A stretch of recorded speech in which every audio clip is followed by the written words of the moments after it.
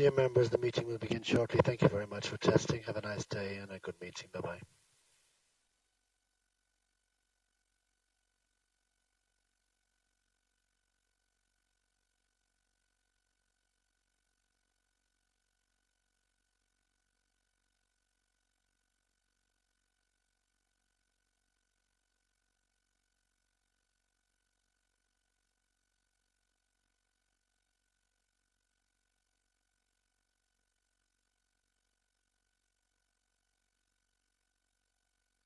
Okay, Mr. Fodorova, I will open your microphone just to a last test. You can press on the speak button now.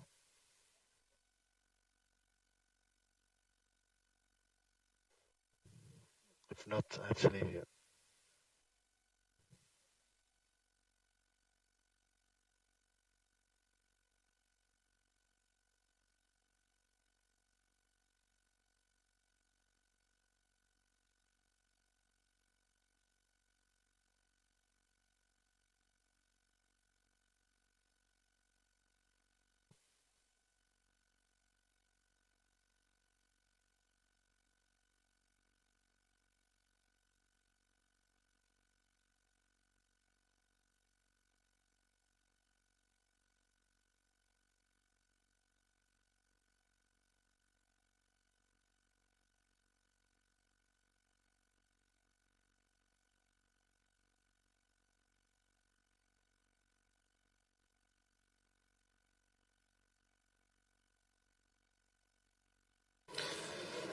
Dear colleagues, please let us take our seats so we can start our plenary session. Commissioner.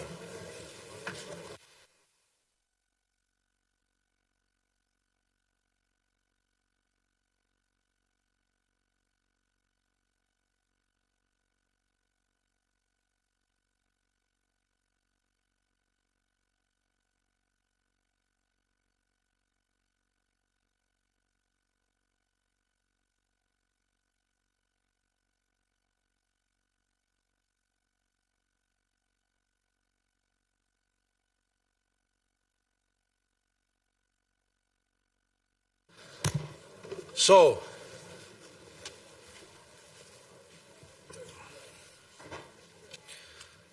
dear colleagues, it's a great pleasure to start our plenary today.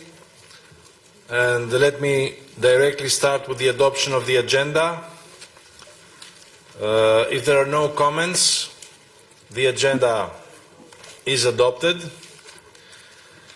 And we will now proceed to the adoption of the minutes of the 148th plenary session that was held on the 26th and the 27th of January 2022. If there are no comments, the minutes are approved. Thank you very much. So, dear colleagues, I'm particularly happy to welcome you all this afternoon here in Brussels. Most of our members are present, and some of us are connected on the internet, online, for the meetings after this plenary week and after consultation of the COP members and Commission chairs and taking into account their opinions. I have signed a renewed decision on the application of extraordinary measures during the COVID-19 pandemic. These new decisions that I signed states that as from the 1st of May of 2022 until at least the end of August, statutory meetings will be fully in person, whilst other meetings may still be organized in a hybrid mode. In order to make this meeting successful and safe for all of us, I remind you to apply the COVID-19 measures as advised by administration, which is the wearing of a mask, which is highly recommended when you are not able to keep social distancing. Today, the voting will take place in an electronic format. Members participating in the room will be able to use the voting controls available on their desks. Members participating remotely will be able to vote through the voting link that you have received by mail. These are several voting sessions during this plenary clearly identified in the agenda, so please make sure to be present in the room or in front of your computer during these voting sessions. I would like to inform you also that during the plenary of the 22nd of December 21, the European Commission put forward a Council directive on ensuring a global minimum level of taxation for multinational groups in the Union. Since the Council invited institutions to issue their opinions by the end of March and the Committee has to adopt its opinions at the plenary session of 27 and 8 of April 22, I appointed Federico Borgna as Rapporteur General for this opinion following his endorsement by the Econ Commission. But before starting our work, I would like to take a minute to remember our former President, Michel Delbare. It is with great sadness that we learned of his passing on April 9. President Delbare was a member of our committee since 1998 and President from 2006 to 2008. Our thoughts are, of course, with his family, with his friends, and I would like now to invite you to rise and observe 1 minute of silence in memory of President Delbare. A book of condolences is available during the plenary session at the entrance of our meeting room.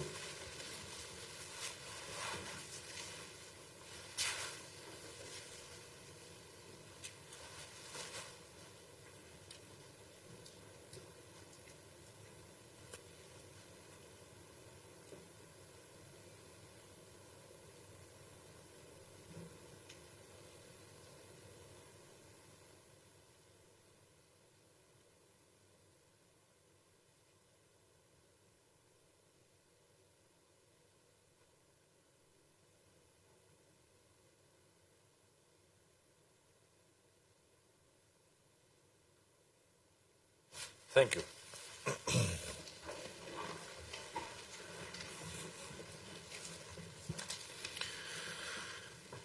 We now move on to the debate on Ukraine, which consists of 3 parts. We will start with the testimonials from several people from Ukraine.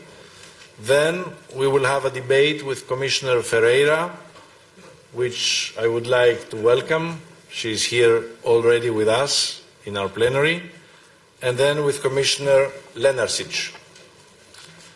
So, dear colleagues, we are opening basically our session today with an extraordinary debate on Ukraine, the victim of a brutal, unjustified, unprovoked military attack by a regime whose illegality over stability and peace and chose illegality over stability, over peace, and is inspired today by extremism and revanchism that reminds us the darkest hours of the last century in our continent.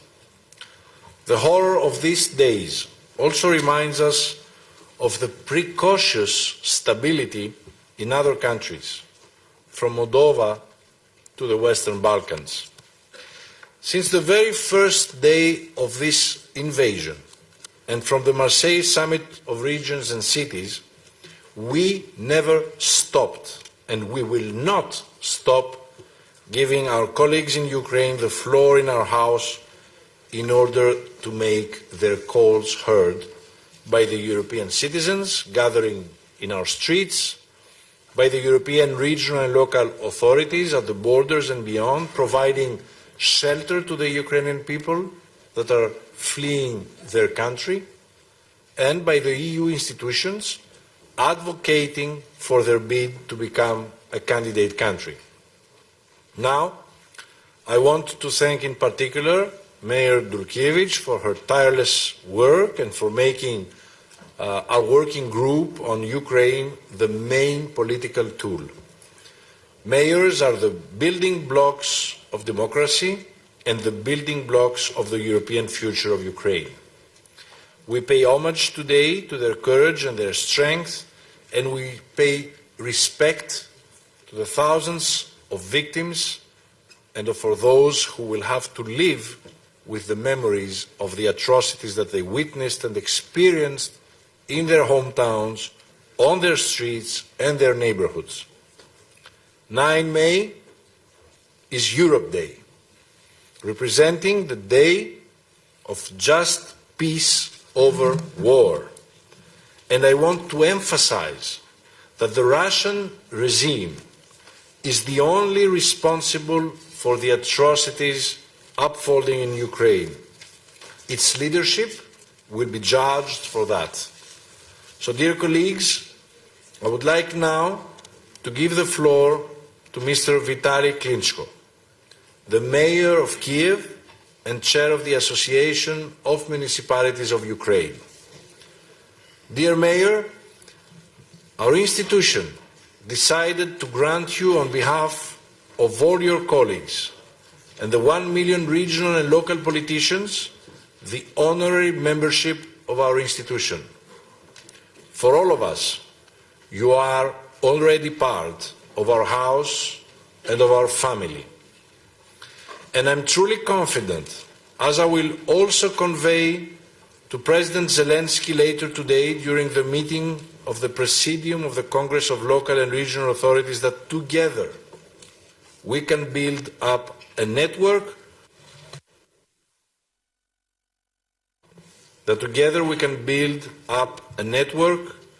of the best experts from the regional and the local level of government to create a pool of expertise to be at your disposal when you will start rebuilding your cities and your villages in Ukraine. We fully commit to this patronage initiative.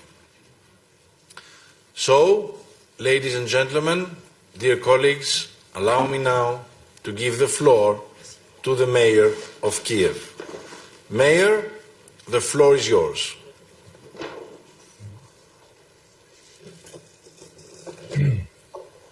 Ladies and gentlemen, are you listening me? Are you hear me?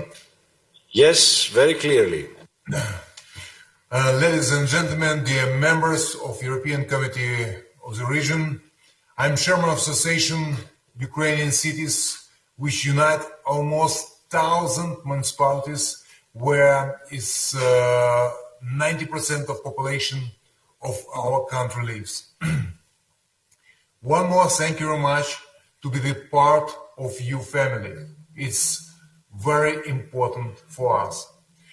Thank you very much for solidarity. Thank you very much for support our country. It's very important for us. I want to, in a couple of words, to tell this everyone have to understand the reason this senseless war what make Russia with invasion against our home country. Our wish to be the part of European family, to build democratic, modern European country, European Ukraine is the reason of this war, because our wish to be the member of European family not accept from Russian Federation. They have just go to rebuild Soviet Empire, to rebuild Russian Empire, and Ukraine is target in this vision, as Ukraine is in the vision of Mr. Putin, President of Russia, to be the part of former Soviet Empire. We was in USSR and we don't want back to USSR. We see our future as member of European family. And that's why the decision of European Committee of Region, I want to say thank you very much. We right now defending not just our houses in this war. It's every day died thousands and thousands Ukrainians. Majority of them is civilian, children, women, the people who never have communication with army, and is big tragedy. It's big tragedy for our home country. It's also big tragedy to Russia. They not understand right now, but we doesn't have another choice. We have to defend our homeland, defend our city, and defend our dream to be the part of European family. And we pay for our dream with huge price, lives of our citizens.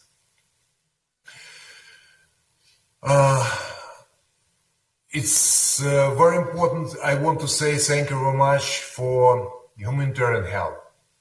Thank you very much for support refugees from Ukraine. Thank you very much for political support, and it's very, very important for us and to feel the friendship with European friends and support our goal to be the part of the family. I ask Committee of the Region to support Ukraine application for membership. It's our dream, it's our goal. I propose to involve leaders of Ukrainian municipalities in cooperation to include representative of local self-government of Ukraine in the working group on Ukraine, task on Ukraine. We also very appreciate for, I hope and everyone understand,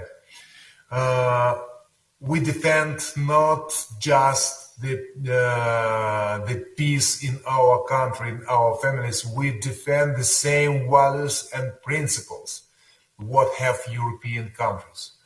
And we defend also the principles what have everyone in the European Union. And one more time, we very appreciate for your support, and everyone, I hope, understand. Ukraine is one of the largest countries in the European continent, and stability, it's everyone wish stability, politically, economically stability in Ukraine, and instability, one of the largest countries in Europe, can bring instability in whole region. And that's why our goal to bring peace back to Ukraine. I want to remind, this war is the largest, the biggest war after the Second World War in the European continent. And that's why we have to do it everything what is possible to bring the dream for every Ukrainian, from 40 million Ukrainians, to bring peace back to our homeland. I want to say also thank you very much for 50,000 children, school-age children from all regions of Ukraine who already take advantage in summer camps in European Union. For children. Our children is our future. It's very important for us. And I have a message for everyone.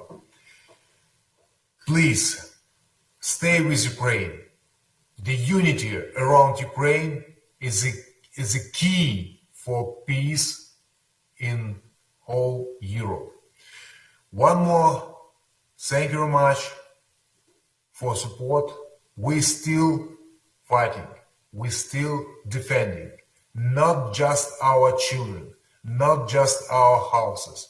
We fighting and defending the same values and principles what have every one member of European Union. One more, thank you very much for everyone.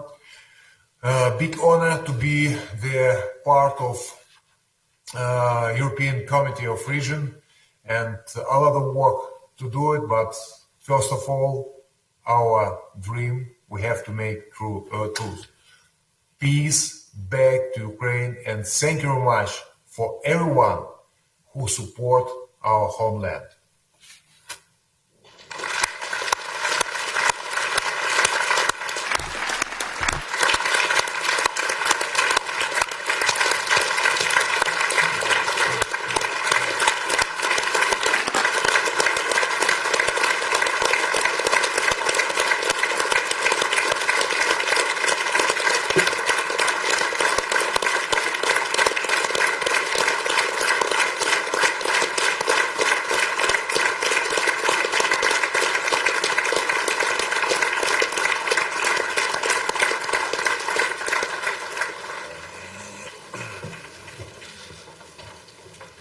Thank you very much, Mayor Klitschko.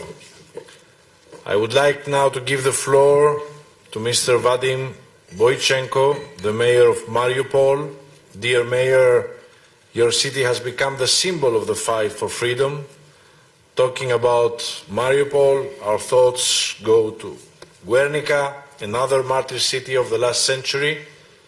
We see with horror foreign troops marching in the streets of your city. And we assure you that we will never recognize or accept the occupying forces. On the contrary, we will always give you the legitimate municipal administration of Mariupol the right to echo your voice. Dear Mayor, the floor is yours.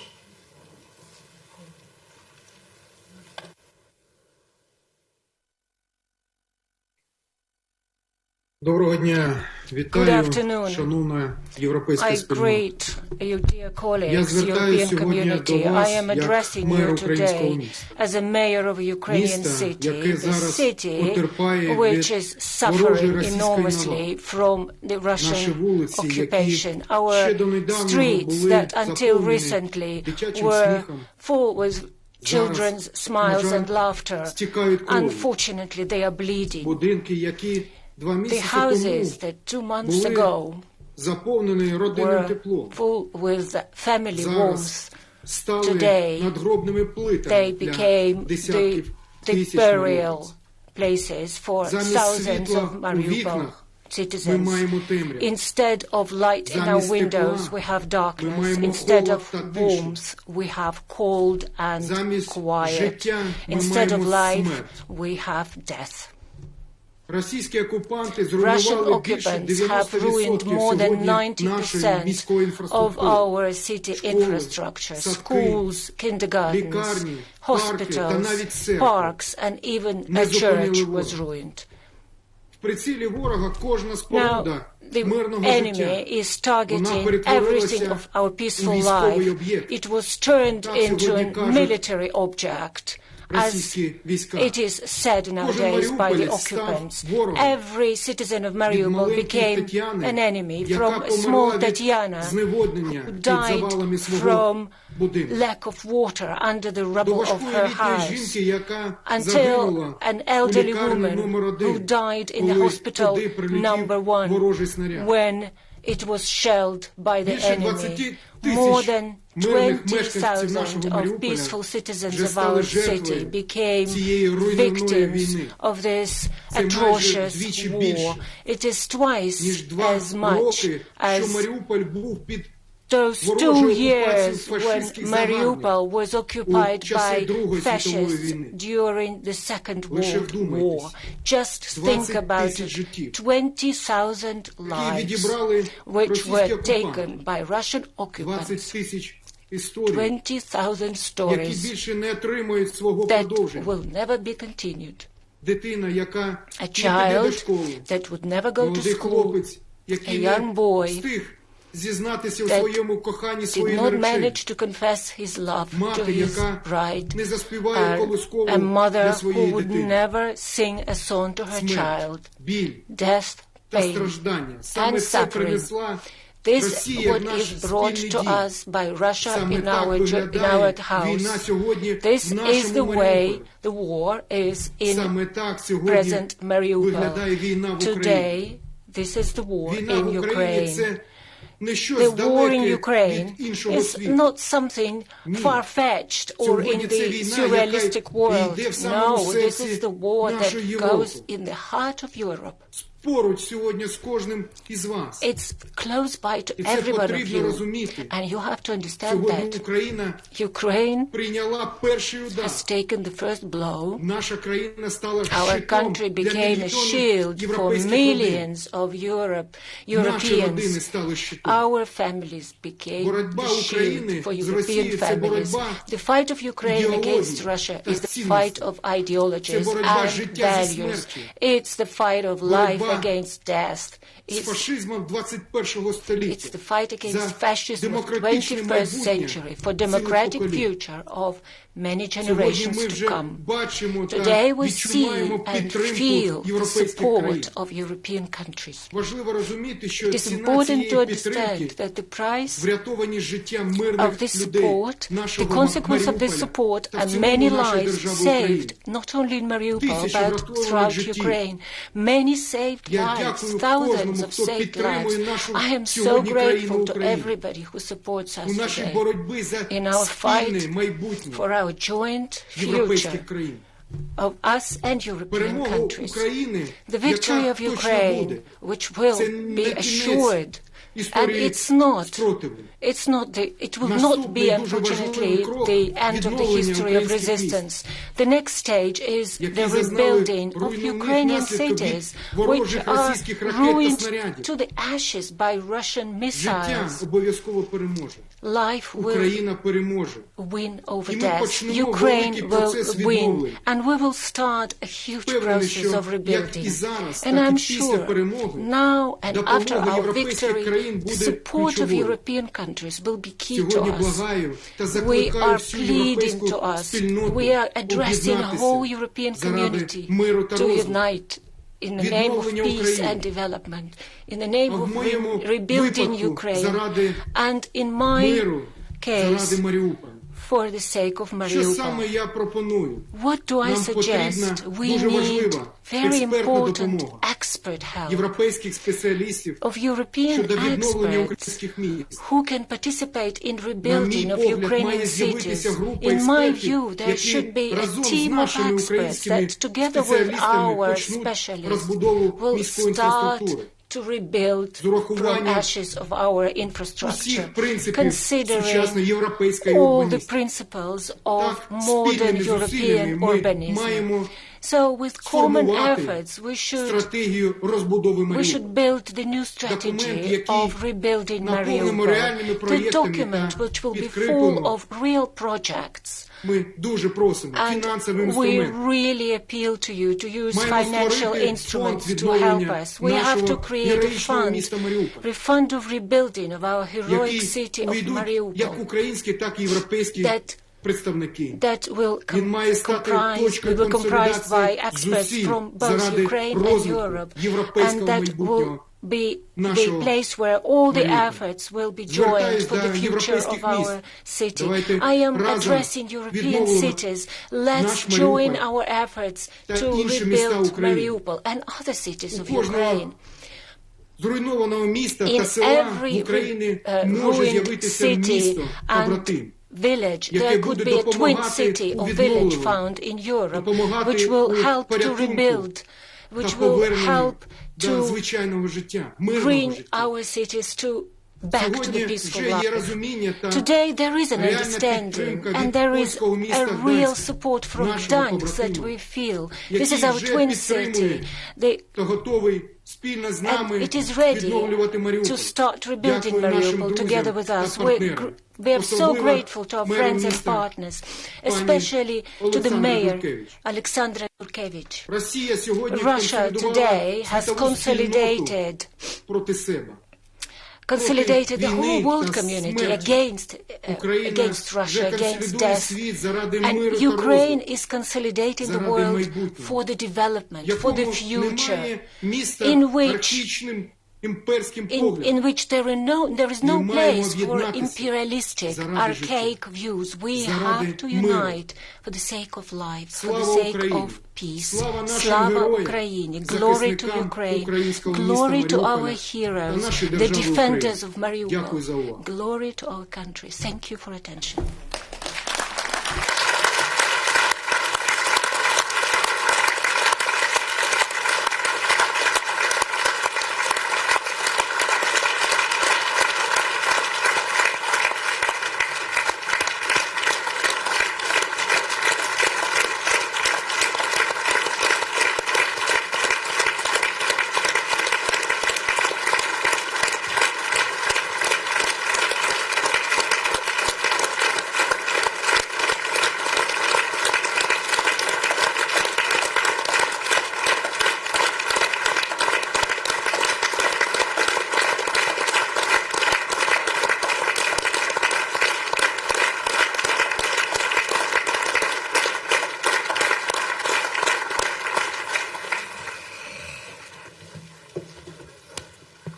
Thank you, Mayor. I would like to give the floor now to Mr. Andriy Sadovi, the Mayor of Lviv. Dear Mayor, your city is providing shelter to more than 50,000 displaced people coming from all over your country, from all over Ukraine. You have been called to manage a new city within your city. During our last meeting, you echoed the need for a new Marshall Plan to be at the disposal of Ukraine and its mayors as soon as possible. So we are here to listen to this call. The floor is yours, Mayor. Добрий день, шановні пані та панове. Для мене велика честь мати можливість сьогодні виступити перед вами.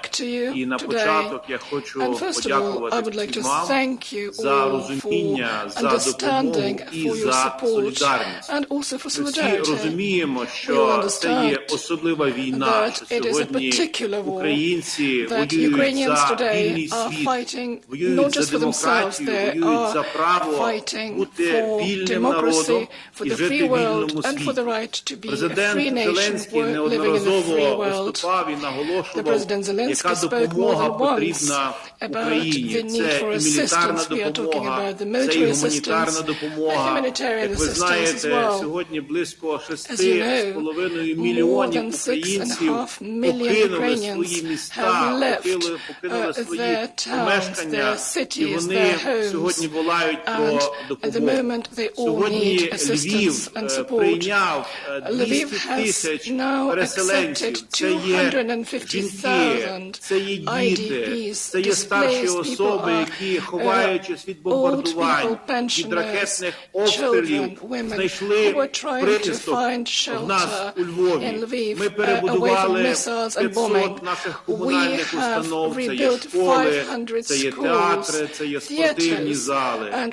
Ми починаємо вибудовувати тимчасове житло. Ми розуміємо, що ця війна ще буде тривати, і ми повинні перемогти в цій війні. Тому ваша підтримка довготривала є для нас принципово важливою. Для нас є важлива економічна підтримка, щоб Україна не просила кошти, щоб ми вже сьогодні починали вибудовувати економіку, щоб ті підприємства, які можуть працювати, щоб вони працювали. Сьогодні до Львова багато приїжджає підприємств, які зруйновані в Харківській області, в Луганській, Донецькій області. І ми їм максимально допомагаємо. І тут важливо, щоб були відповідні програми від Європейського Союзу для підтримки цього бізнесу, щоб дати цю вудку, щоб економіка України почала оживати. Весь світ захоплюється сьогодні the whole world is supporting the Ukrainian army and is inspired by their bravery, but also the Ukrainian communities and Ukrainian mayors show their courage as well. As you know, 196 communities at the moment are under occupation in Ukraine, and they're blocked. And over 8 mayors are now captured and are the prisoners, and of course they are tortured as well. Today, Kherson has seen a significant meeting, and the Russian occupational soldiers indeed tried to disperse, and people are not afraid of that. They the people are coming to this with the flag. So if we are saying that we are supporting Ukraine, we have to block everything to do with Russia, the international cultural initiatives, because this is the ideological war. This is the war of tyranny against democracy. It's very important for us to understand that when we think about the future, we have to understand the role of communities and Hromadas. Why are we doing that? Why are we winning now? We are working indeed and fighting because indeed the sergeants are making the decisions, and we can compare it with our Hromadas, with indeed our local authorities, where the decentralized small Hromadas are indeed making the right decisions. We are talking about 1,475 Hromadas in Ukraine, which are seeking new partners in Europe. And that is my plea for you, my request for you. Let's have a new push, a new wave.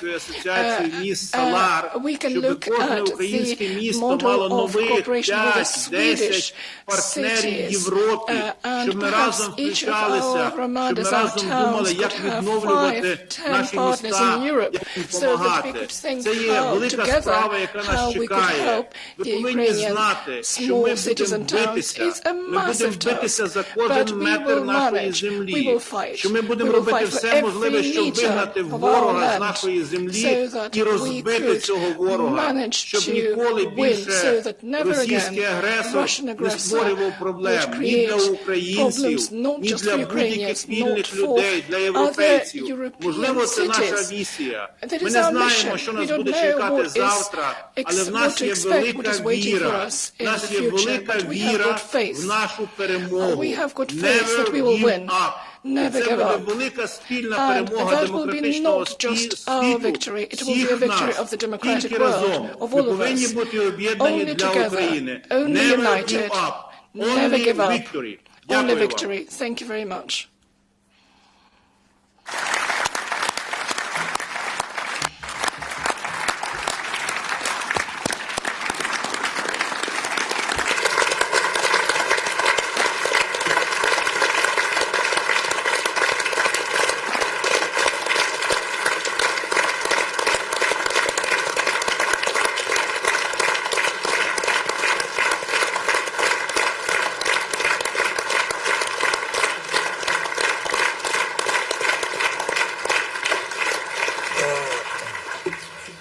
Thank you very much, Mayor. I would like to give the floor now to Mr. Ivan Fedorov, the Mayor of Melitopol. Dear Mayor, you and some of your colleagues were kidnapped by the Russian army. From the very first moment, we all called for your immediate release. And together, we have to keep the attention of the international community on the fate of your fellow colleagues. And you represent a real defender of the values and in the principles that we believe in. You represent, and you are, a real defender of democracy and of Europe. We pay great respect to you and all of your colleagues. The floor is yours, Mayor.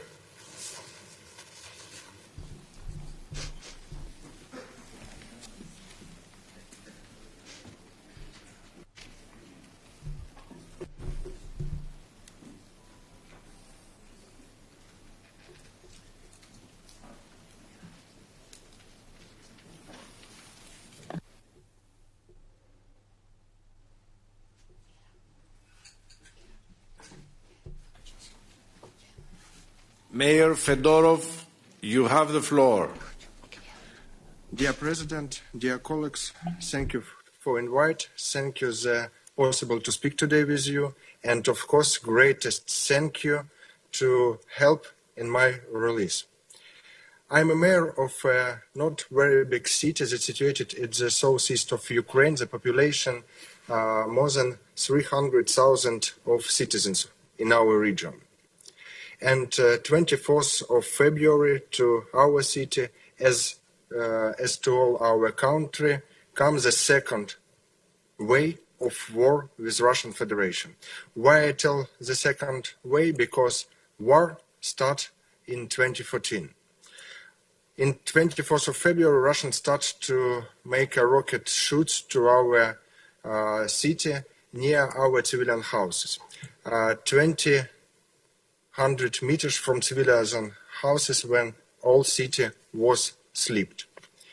Next 2 days, it was fully war in our central square, central streets, was destroyed all heating system, water system, electricity system, and my team, as myself, make decision to stay in Melitopol because our citizens just wait support from us, and we can't leave Melitopol in such difficult situation. Next 2 weeks of occupation of Melitopol very hard for us, and Russian army every day start to be more angry and more angry because Putin and Russian leaders tell all over the world then when they will come to south and east of Ukraine, the citizens of our cities will say welcome for them. But nobody say welcome for Russian army. Putin and Russian leaders said all over the world that legally elected representatives will give support for Russian army. But nobody gives support from our colleagues. And of course, last point of their aggression before my kidnapping, it was our civilian protests. I want to pay attention on it. When city was totally occupied, when Russian soldiers was inside and outside our city, when many soldiers was around our honor, civilian citizens, go to civilian protests on central square and streets. It is not 1 or 10 citizens. It many thousands of citizens go to our occupied cities and say, we don't want to see you on our cities. Go away from our cities.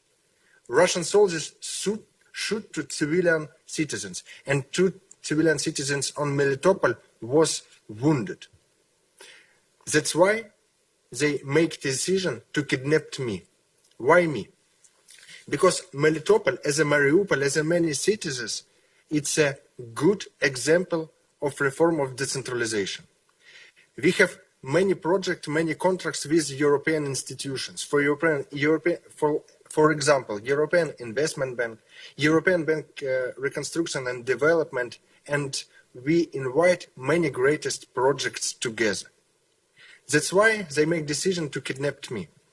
They kidnapped me on Friday on 3 p.m. from the Center of Humanitarian Aid that we born at second day of war.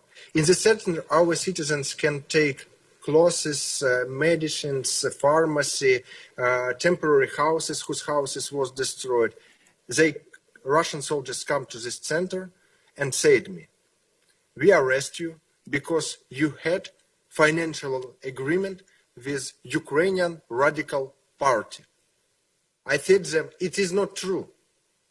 But they bring me back on my head, tied my hands, and deliver me to prison. And it was very dangerous 6 days of my life. Of course, every minute I can't understand what I can wait. Also, we understand that for Russian soldiers, for Russian occupied soldiers, people's life, citizens' life cost zero. One morning I woke up because in next camera they make tortures with civilian citizens that they kidnapped at night.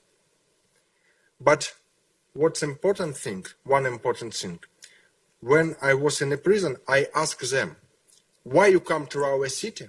Why you come to our country? What do you want from us? And you know, I had very strong answer. First of all, they said me that they want to save Russian language.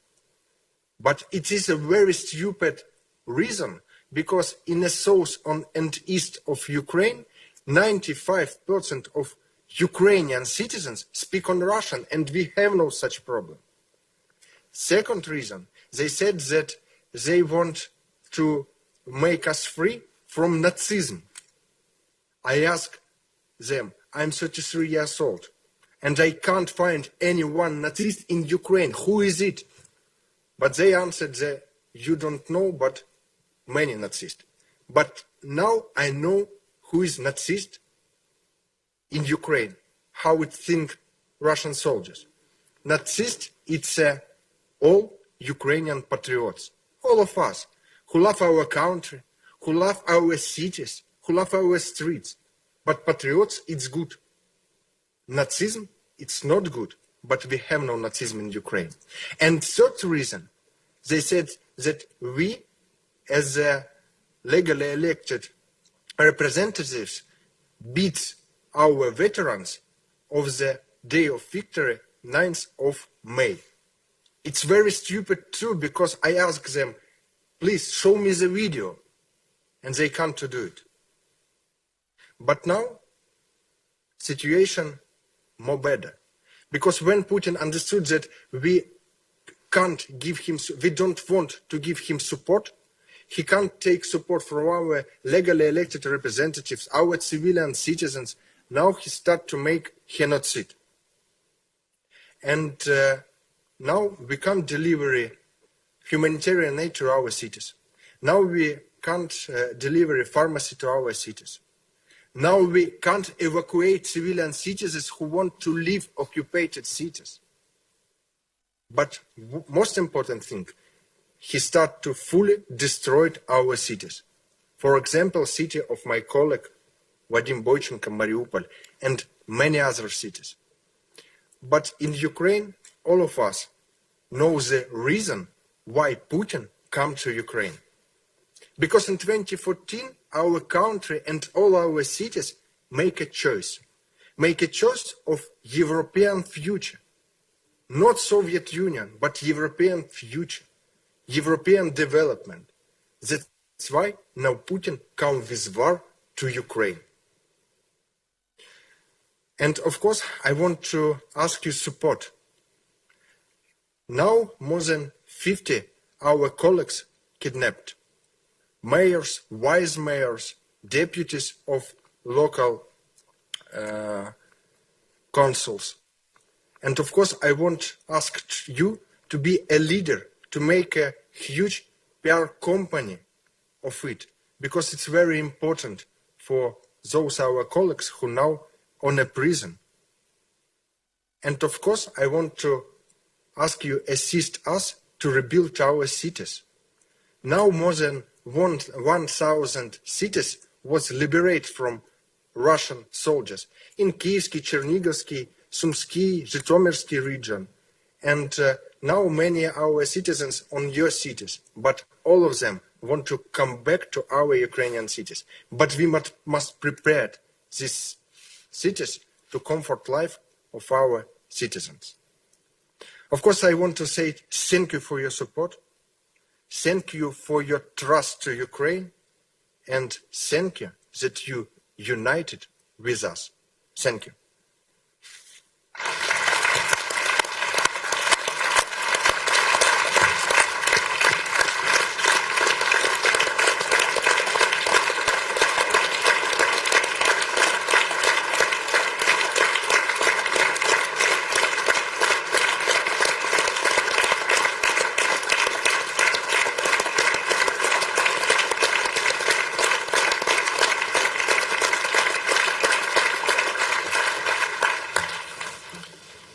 Thank you, Mayor. I would like to give the floor now to Ms. Tetiana Yehorova, the chair of the Дякую. Працюю. Thank you very much.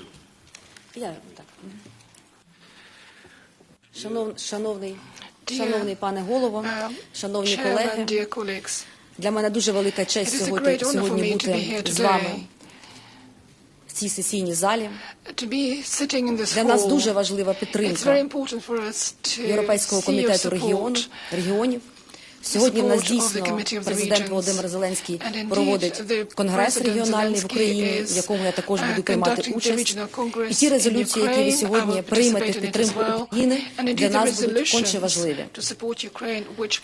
Хочу сказати з приводу наших мерів, яких сьогодні ми заслухали, щоб ви розуміли, наші люди, наша країна пишаються нашими мерами, пишаються нашим президентом України Володимиром Зеленським. Жодний не полишив свій пост. Кожен робить все можливе для того, щоб наші люди могли жити в тих містах, які на сьогодні ще не окуповані. Путін вважав, що Україну можна розділити на захід, на схід, або відкусити шматок території, але він помилився. Україну він тільки об'єднав. Український народ, як ніколи сьогодні, об'єднаний і як ніколи вірить в свою перемогу. Перемогу над російською агресією.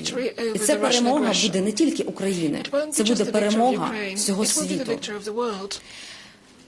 Навколо України він об'єднав весь світ, вважаючи, що це неможливо. Але так вийшло. І це завдяки вам, шановні наші колеги, партнери, завдяки тому, що ви підтримуєте наших громадян, нашого президента, наших мерів, наших голів обласних рад, приймаєте наших людей. І ми, звісно, знаємо, що це також для вас велике навантаження, навантаження на місцеву владу. Але повірте нам, як тільки Збройні сили України переможуть ворога, наші громадяни всі повернуться додому. Про це свідчить те, коли люди після того, як Збройні сили України звільнили Ірпінь, Бучу і Гостомель, де відбувався просто геноцид українського народу, люди масово почали повертатися додому. Сьогодні для нас дуже історична, важлива історія, яку ми пишемо разом. І я впевнена, що життя має перемогти. Біле має перемогти чорне. І добро має перемогти зло. І ми разом тільки з вами можемо цього досягти. Наші Збройні сили України, наш президент стійко стоять і боронять нашу державу, наших жінок, наших дітей. І наші жінки також вступають в Збройні сили України для того, щоб довести, що всі готові встати і боротися за нашу незалежність. Люди обрали давно курс. Громадяни України давно обрали курс європейський. Діти, починаючи з маличку, дорослі люди, всі хочуть одного – європейську, розвинуту країну, а не того, що нам нав'язують. Вибачте, освободітелі. Я всім дякую за підтримку і думаю, що сьогоднішня сесія і рішення підтримки України буде правильним і важливим для нас. Дякую.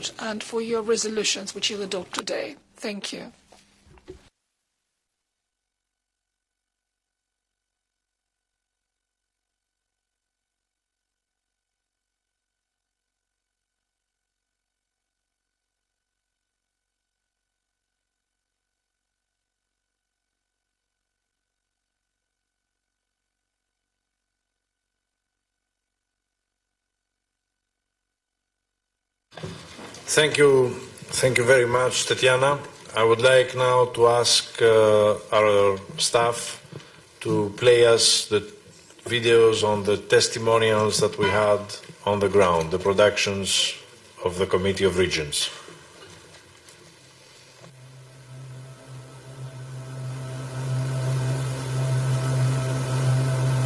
Меня при взрыве отбросило из зала в спальню, коляска не перевернулась, вылетели все стекла, посеклась мебель, но я и птичка моя остались живы.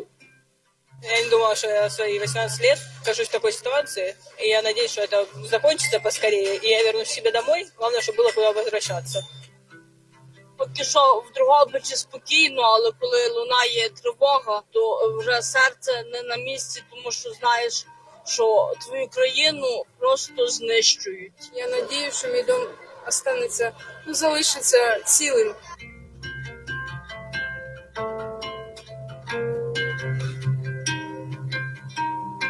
We went to Poland to bring some sleeping bags, some sleeping mattresses, and some backpacks for refugees. We have a van that we can fit 6 people in, and we're prioritizing people who have like kids with disabilities. We try to give them the necessary medical help as much as we can in a primary level, and if we have something that is very serious, we have to immediately send them to the hospital.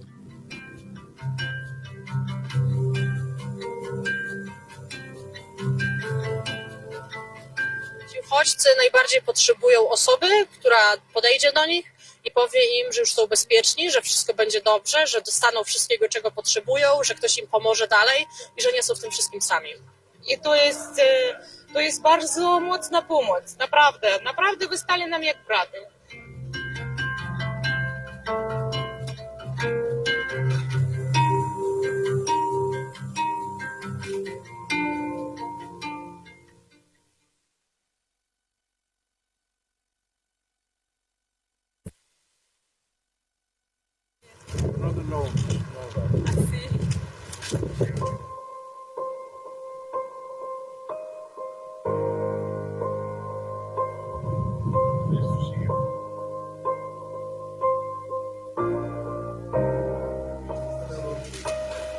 Welcome to our shelter for refugees. Today things have changed. Europe has learned from its mistakes.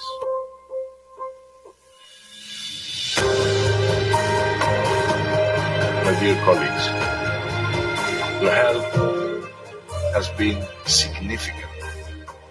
Help is coming from all over Europe. From most of the 240 regions and the 90,000 municipalities of Europe today, help is coming here, in Ukraine, in border regions like the ones in Poland. And this is European solidarity.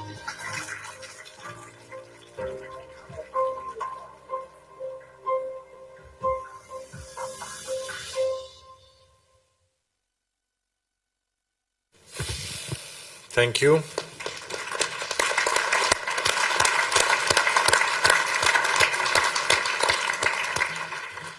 We will now move to the second part of our debate. I would kindly ask Commissioner Ferreira to join us here on the podium.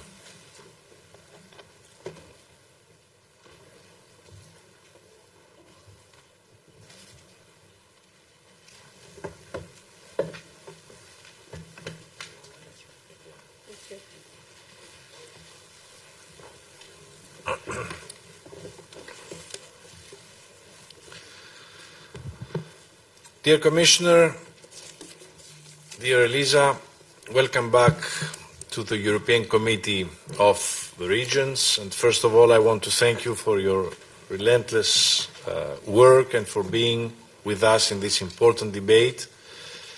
We have listened to mayors, governors, civil servants, volunteers from Poland, Romania, Hungary, and Slovakia during our visit 2 weeks ago in the border areas in the Polish region of Podkarpacie, and we heard them talk to us about the need for available EU funding that would have limited impact on their capacity to provide shelter, schooling, medical care, education, social and psychological support, unless there is drastic simplification measures to make it easier and faster to access these funds.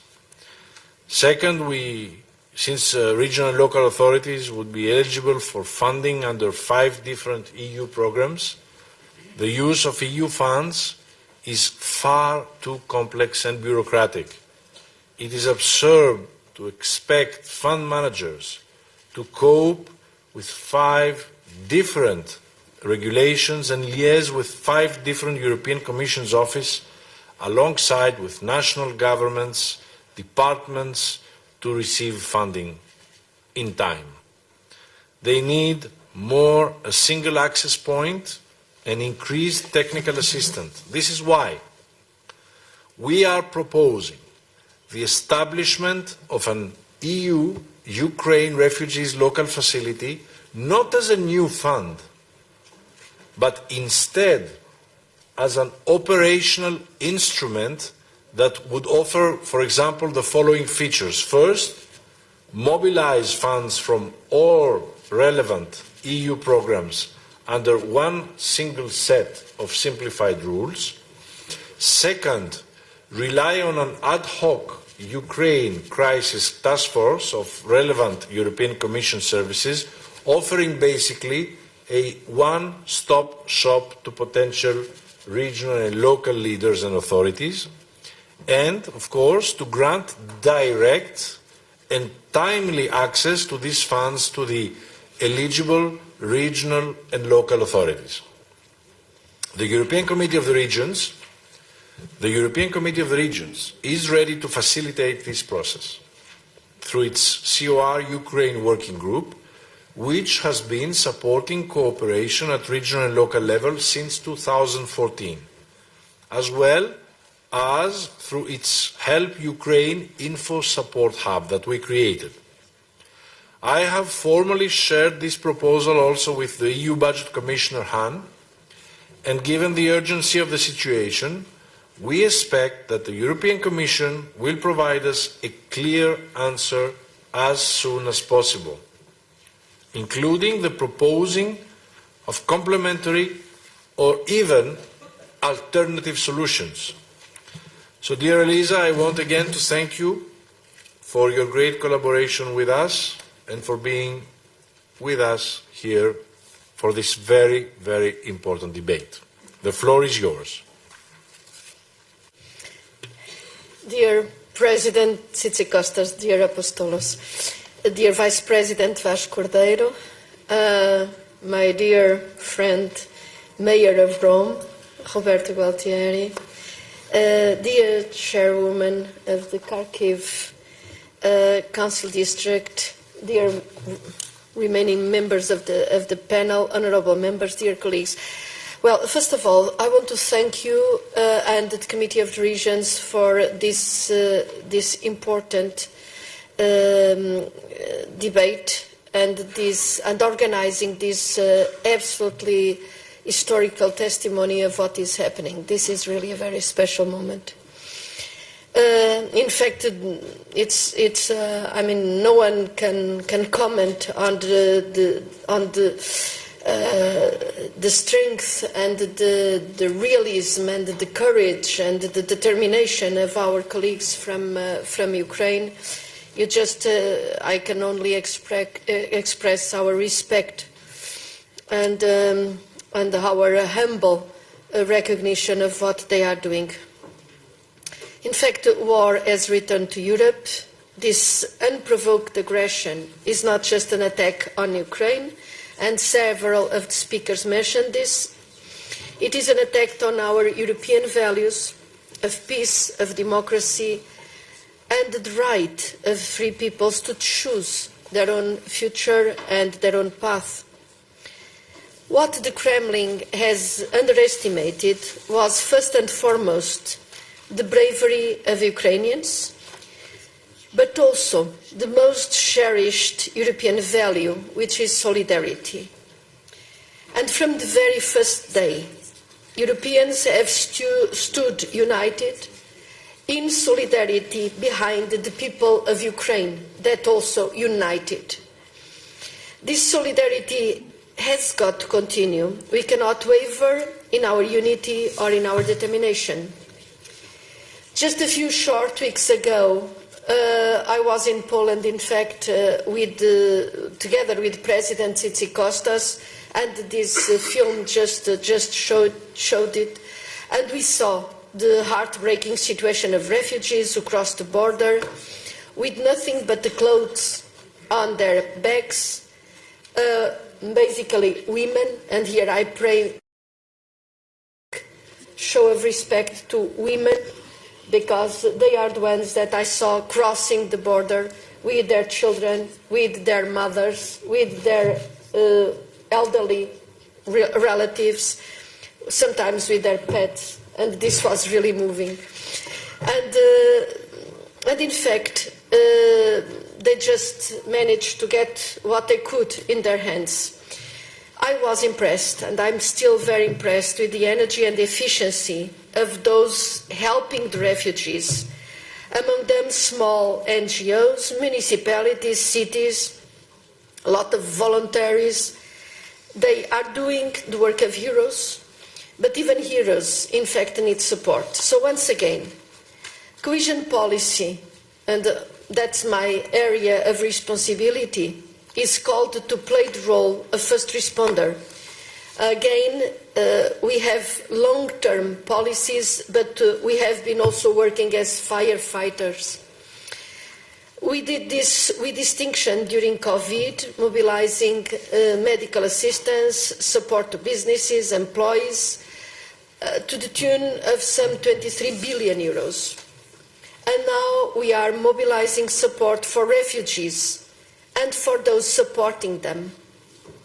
CARE, we called it CARE, as the previous instrument was CRE, but CARE stands for Cohesion's Action for Refugees in Europe, was the first proposed on the 8th of March, with additional elements added over the following weeks to keep pace with events on the ground.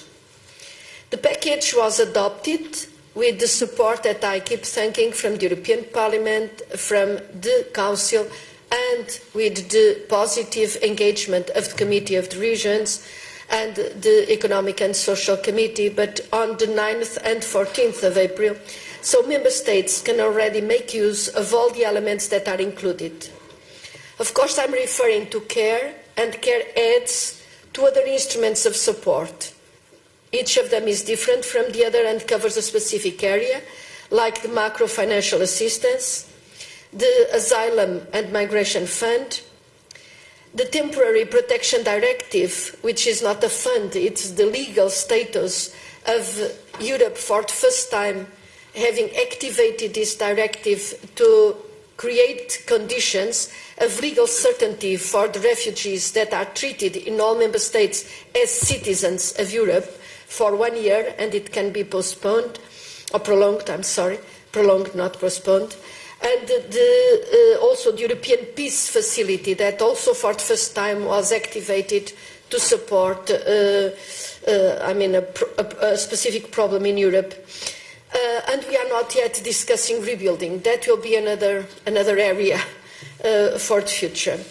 So going back to CARE, CARE gives member states the flexibility to use remaining funds under the 2014-2020 cohesion programs, and we are talking about an execution rate on average at about 63% of the total funding that can be executed until 2023, as you know, as well as unprogrammed funding under REACT-EU. And REACT-EU, as you know, is 50 billion. So there is a part of REACT-EU that is still not programmed. You may ask, why the 2014-2020 programs and REACT-EU and not the 2021 programs? The answer is quite easy. In the interest of speed, because under the 2014-2020 programs and REACT-EU, funding is immediately available, it is there, and the structures to manage it are in place. So we can use this money to serve refugees and those receiving them without delay. In what concerns the 2021-27 partnership programs, as you know, they are still being negotiated, with the exception of Greece, that already in the summer had the agreement done. Of course, we have a set of programs in the final phase of negotiation, but the truth is that the money is not immediately operational.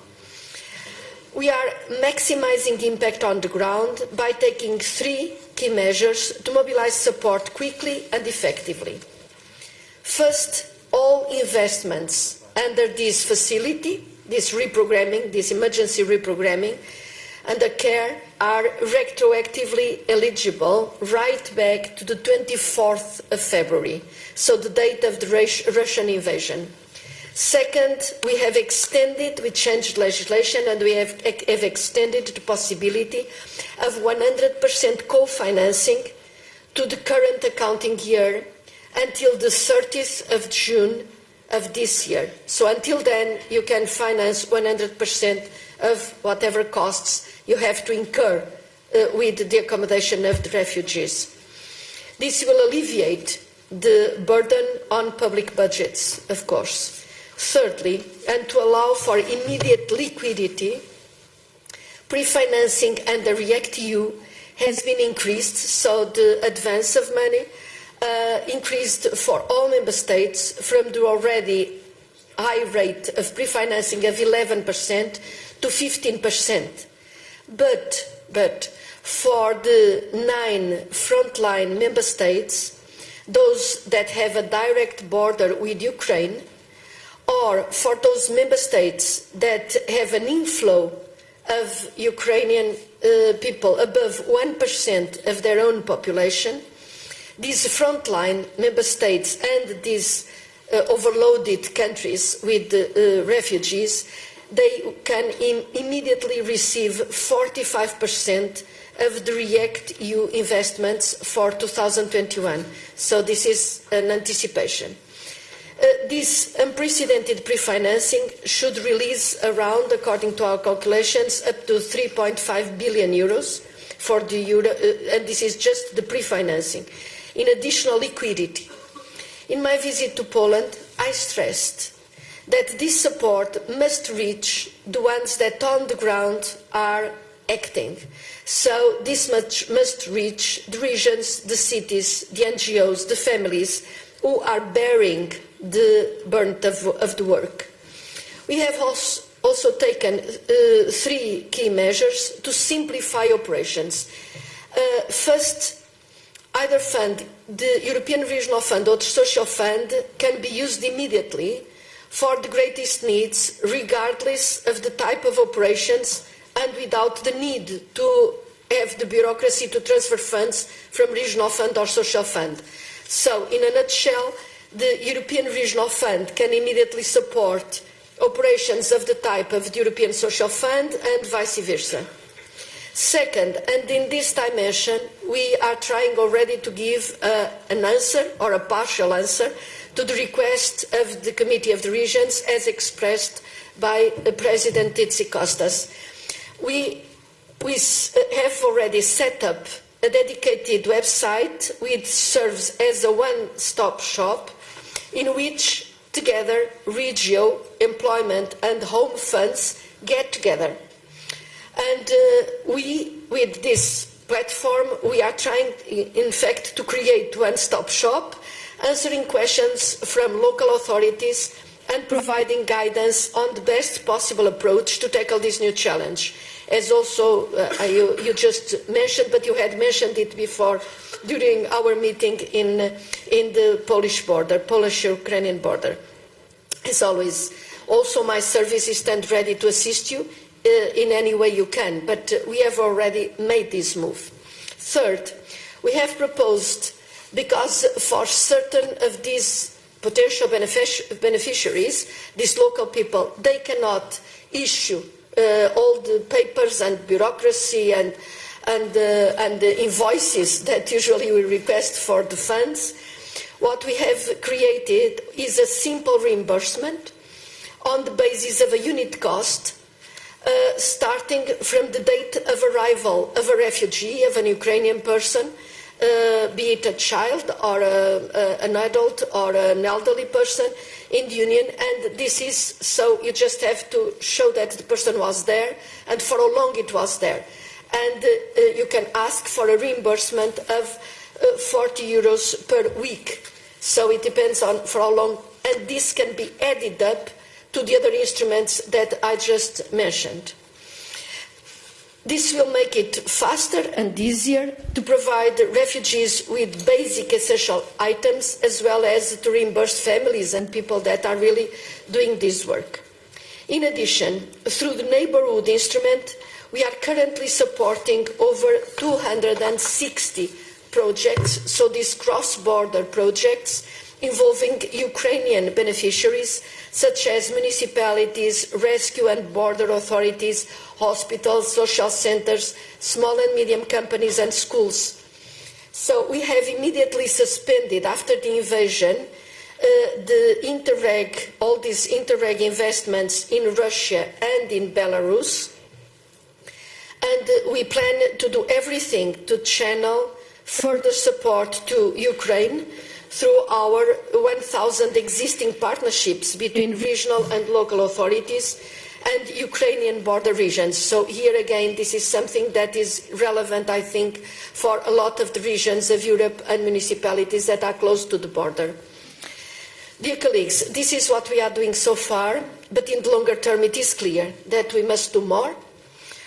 Cohesion policy has been once again, I think, an inadequate first responder, and we are constantly monitoring the situation to assess the best way to support the evolving needs of our regions and of our local authorities. This is yet another situation without precedent. After the COVID pandemic, we are facing an all-out war in the European continent.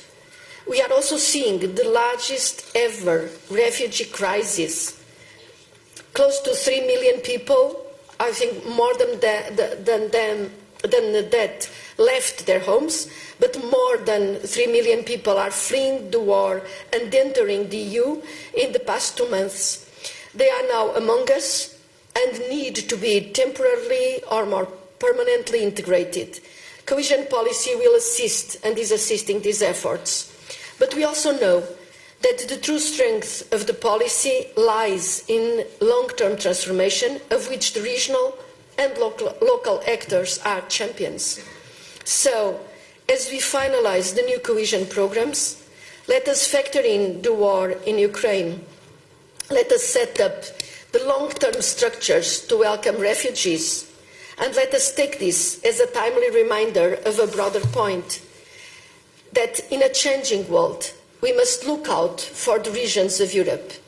Changes and crises have a territorial impact. From rising energy and food prices to a green and digital transition, which we must now accelerate, the future will bring challenges to our regions and to the Union's cohesion. As we must adapt, as our regions must adapt, and our programs must also adapt, and this will be our work together in the coming months and in the coming years. I look forward to our discussion, and I'd like to take this moment to thank President Tzitzikostas, because some presidencies are like a smooth ride on a calm sea. You come from a country with famous sailors, and so, in fact, the ship of your presidency has been forced to weather one storm after another, from COVID to Ukraine. We have worked together in crisis, and dear Apostolos, if you ever felt seasick, you never showed it. It must be in your DNA. But in fact, cooperation with you has always been smooth sailing, whatever the weather. Thank you for the excellent cooperation, especially on the Joint Action Plan, and for your unwavering commitment to European cohesion. We wish you all the best in the future, and hopefully some smoother times. So thank you very much indeed to all of you.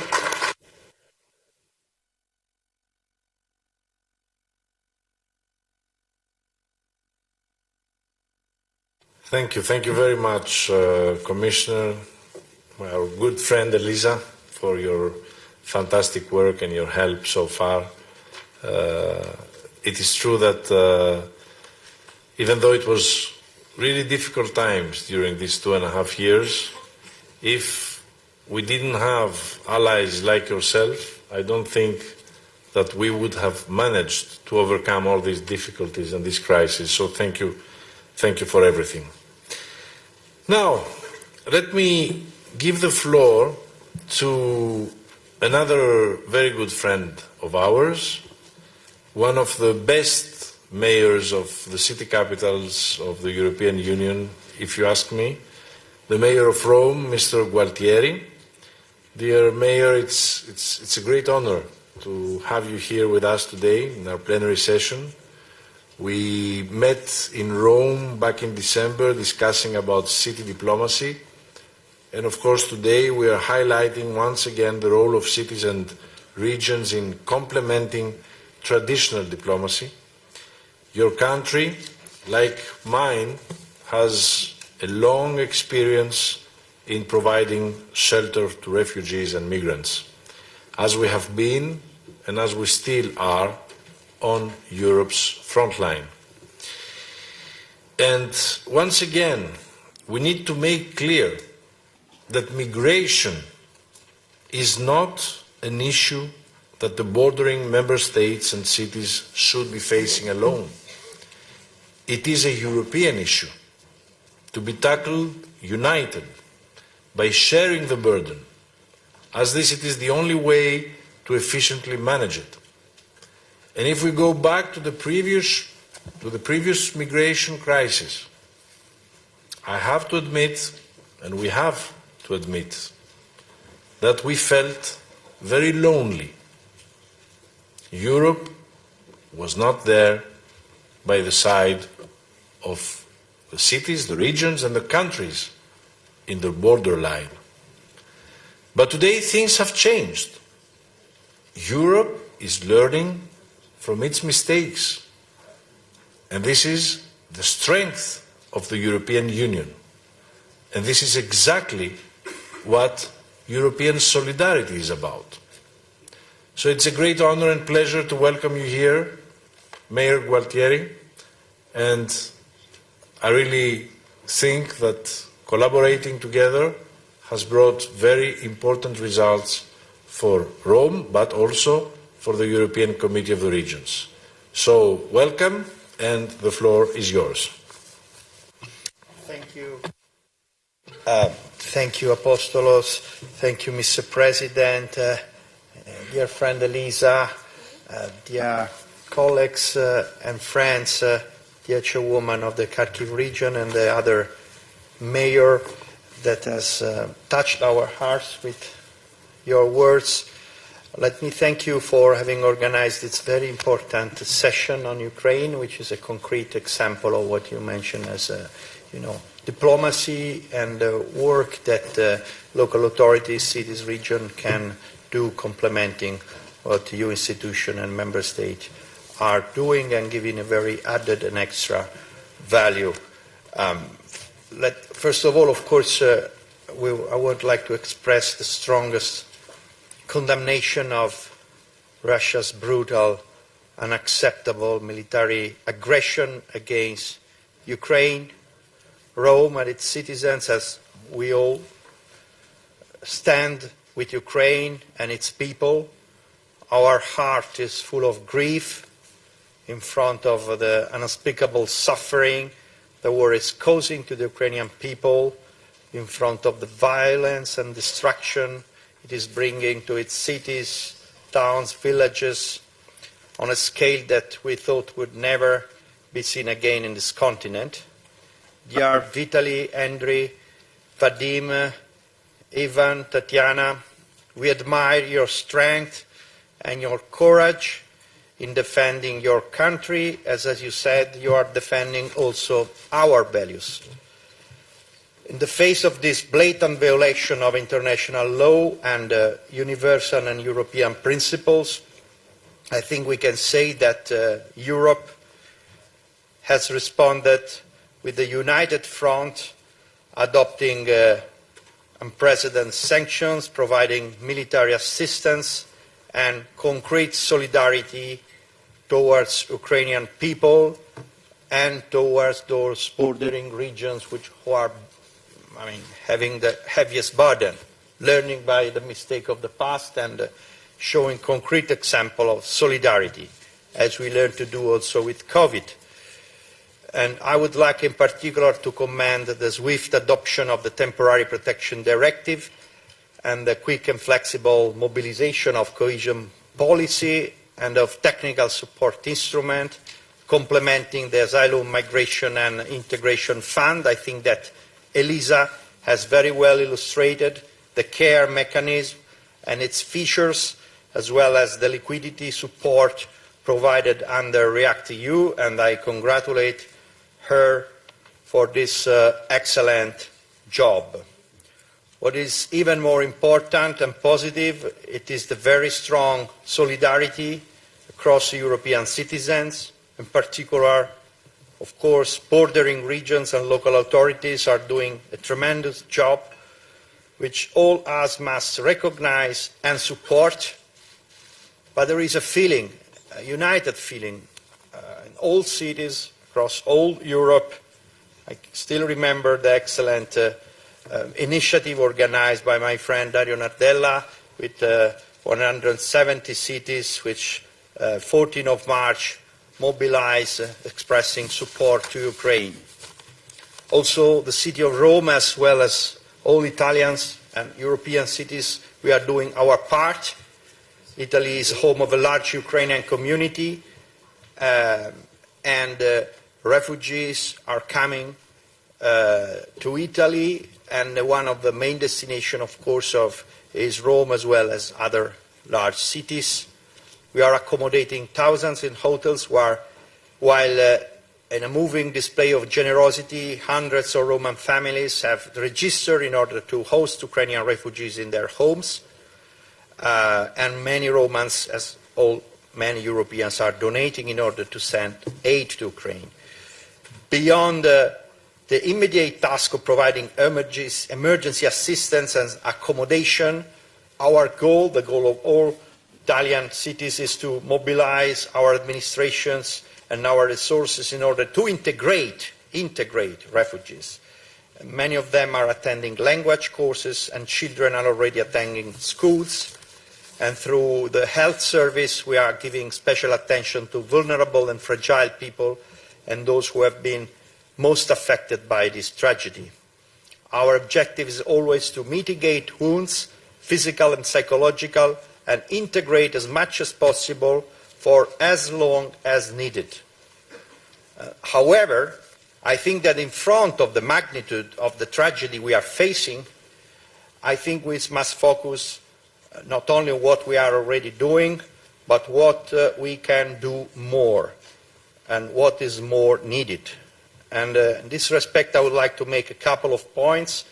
The first about cities, regions, and local authorities, and the second about more the EU level. First, I fully support the proposal of a summer camp program for children to be organized jointly with the Association of Ukrainian Cities. It was referred to by Apostolos and also the mayor of Kyiv. And of course, I'm pleased to confirm that Rome will join the program and we will do its part in it. We are also reflecting about how we could give a concrete contribution to the reconstruction, rebuilding of Ukraine. I think many mayors have mentioned, Ukrainian mayors mentioned this. I think it's a huge issue, and we have to start thinking about it. So we would like, as City of Rome, to adopt an Ukrainian school destroyed by Russian bombs and help to rebuild it.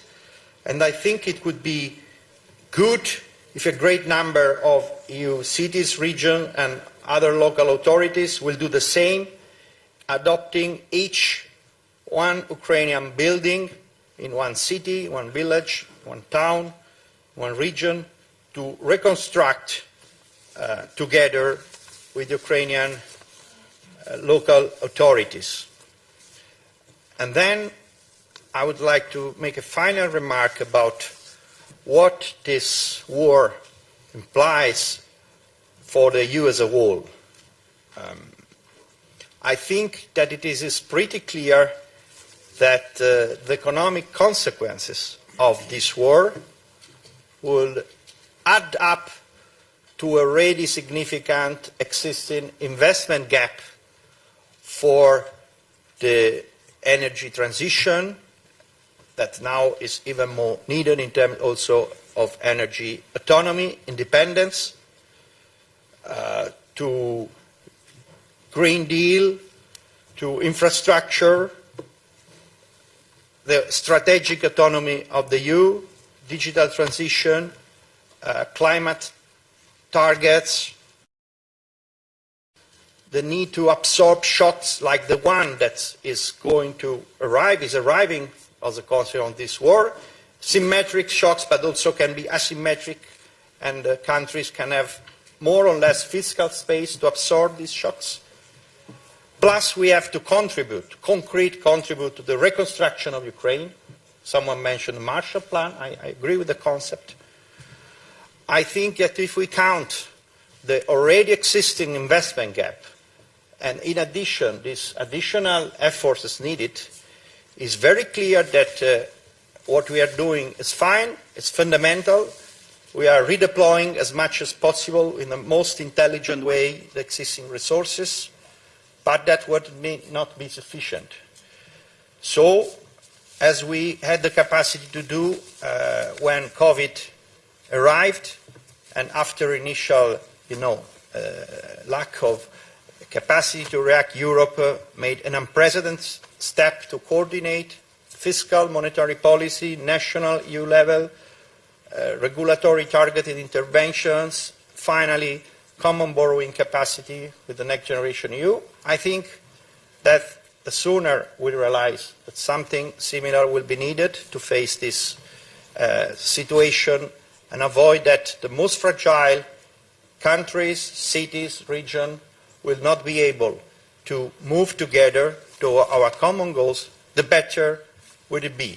So I think that what is the situation and what's going to, that's I'm talking also with my previous head of finance minister, but I see this point, I think it's very important to have full awareness of this.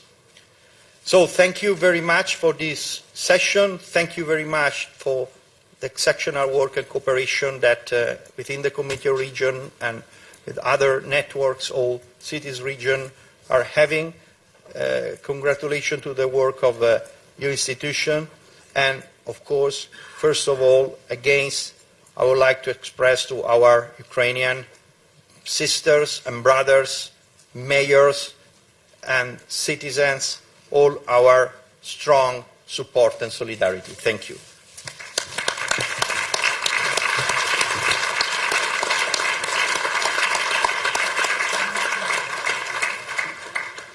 Thank you, Mayor Guartieri, and thank you very much for accepting the proposal to host children, accompanied minors in Rome this summer, and also for your proposal, which I find very interesting, for every city or region to adopt an infrastructure, a school or something in Ukraine that was destroyed and finance it. I thank you very much for these ideas, and I thank you very much for being here with us, helping us and contributing to this very important debate. Thank you, Mayor. And allow me please now to give the floor to two other mayors who are located in the border regions of the European Union with Ukraine. And let me start with Alexandra Dulkievich, who is also the chair of the COR Ukrainian Working Group. So, Alexandra, you have the floor. Thank you very much, dear Mr. President, dear Apostolos, Madam Commissioner, dear colleagues, especially those from Ukraine, sisters and brothers. We are here to say that we are with you, but we as representatives of local and regional authorities, we are people from really concrete work, concrete actions. Therefore, we really need to not only discuss today, but also decide, just like our colleague Mayor of Rome just gave special example of adoption, the concrete public building to be rebuilt. Of course, this is extremely important, but first of all, war should finish. And during our working group, which I have an honor to be a president since November last year, we adopted in the late of March the political statement, which was agreed by all political groups who are here in the Committee of Regions, and we presented several concrete actions that could be done.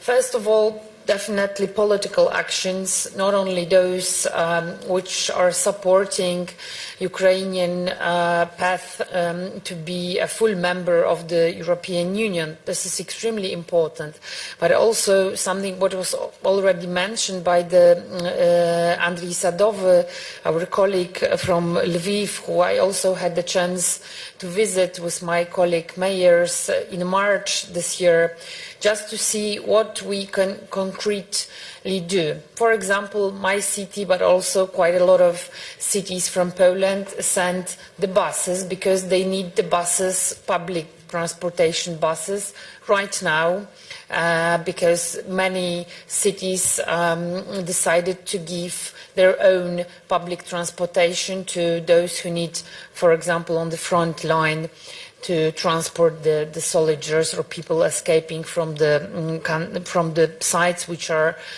under the war. So Lviv, for example, is a city where the population grown almost is twice as big as it used to be before this war. So this is what they need. I deeply believe that also this idea of partnerships is extremely important. I know that here in this room we have plenty of representatives who don't have any single region, any single city, any single village that could be a partner. I think that this is something what we really can do. For example, my sister city is also Mariupol, sister city of Gdansk, and we are really trying to do as much as we can to help to them. I really would like to say thank you to Mayor Fedorov from Melitopol, who I think said really important thing that we need to not only discuss but also adopt in this room.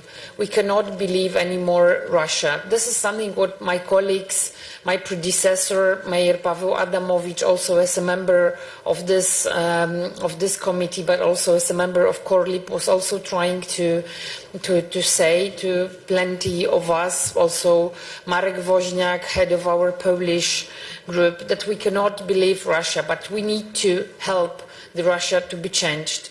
This is extremely important, that we cannot forget about this, what will happen after war, how we can support this eastern part of Europe to deeply believe in democracy and really change their own communities. For example, Melitopol, Mariupol, those were the cities, Ukrainian cities, which were really example of local democracy, of transparency, of the communities which were really fighting with the corruption, and therefore they were really open for European investments, and the European institutions and non-governmental organizations like ALDA were active there.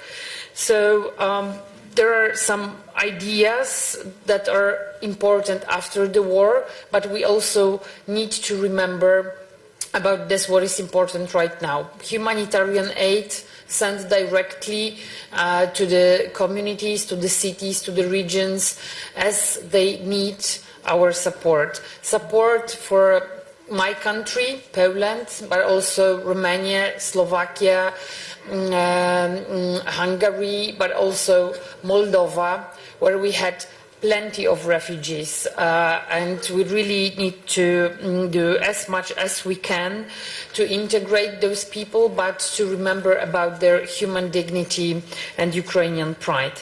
Therefore, I would like to say thank you for the cooperation to many of you, dear colleagues, dear members of the Committee of Regions. But I think that we cannot, first of all, forget about the Ukraine, although it's 62nd day of war, and they still need our support. But we definitely need to think about this, what will happen in the future, in an economical way. Of course, we are talking about so-called Marshall Plan, but also in the field of values, democracy, and rebuilding the country. So thank you very much, and I'm really open for the questions and the discussion. Thank you. Thank you, Alexandra. And I would like to give the floor now to the Mayor of Setmis, Mr. Bakun. You have the floor.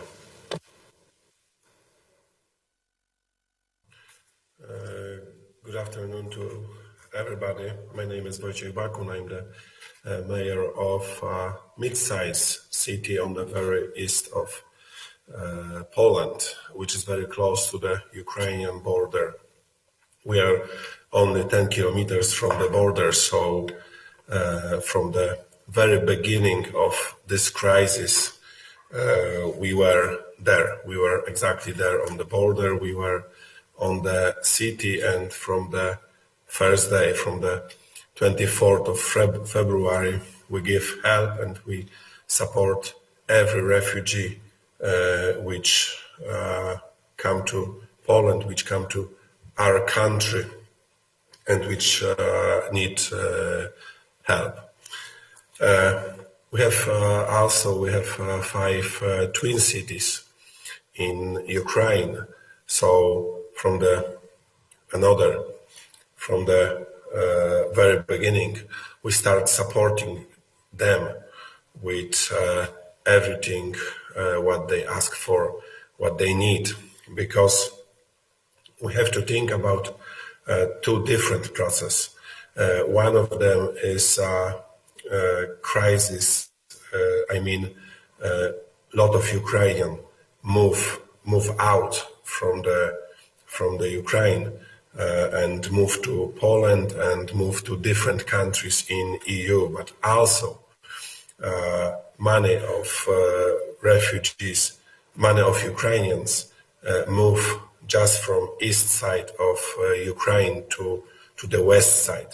So a lot of smaller city on the west side of Ukraine need help at this moment as well. And that's what we're doing now. If you could imagine about some numbers. In last 2 months, from 24th of February, in my city, which is about 60,000 of population, we support about 1 million refugees. We are the main hub for supporting people who coming to Poland. We have 2 cross-border. One of them is Medica, which is very close to the city, and another one is the train cross-border, which is in the city center, exactly in the train station. So in last 2 months, we support about 1 million refugees. And to be honest, you can be really sure every refugee come to our city was very well supported.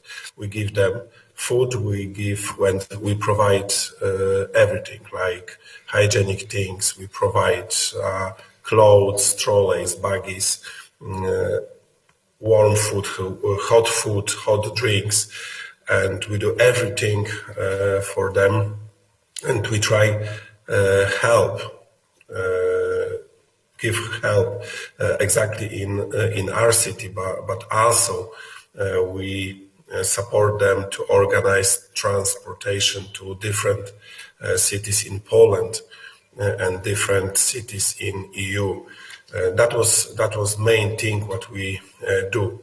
We not from the very beginning. We not keep money of refugees in our city, because the main function for city in Poland in the very first line was organized transportation and carry and help people only when they need immediately help. Because if you could imagine, we are only 60,000 of population, and in 5th of March we support about 50,000 of refugees which come only in 24 hours. So it's nearly double our city, and every refugee from this group was same supported as another nearly 1 million of refugees in last 2 months. But now it looks a bit calm. We can expect, less of amount refugees coming to the Poland, but also we see that traffic to another way.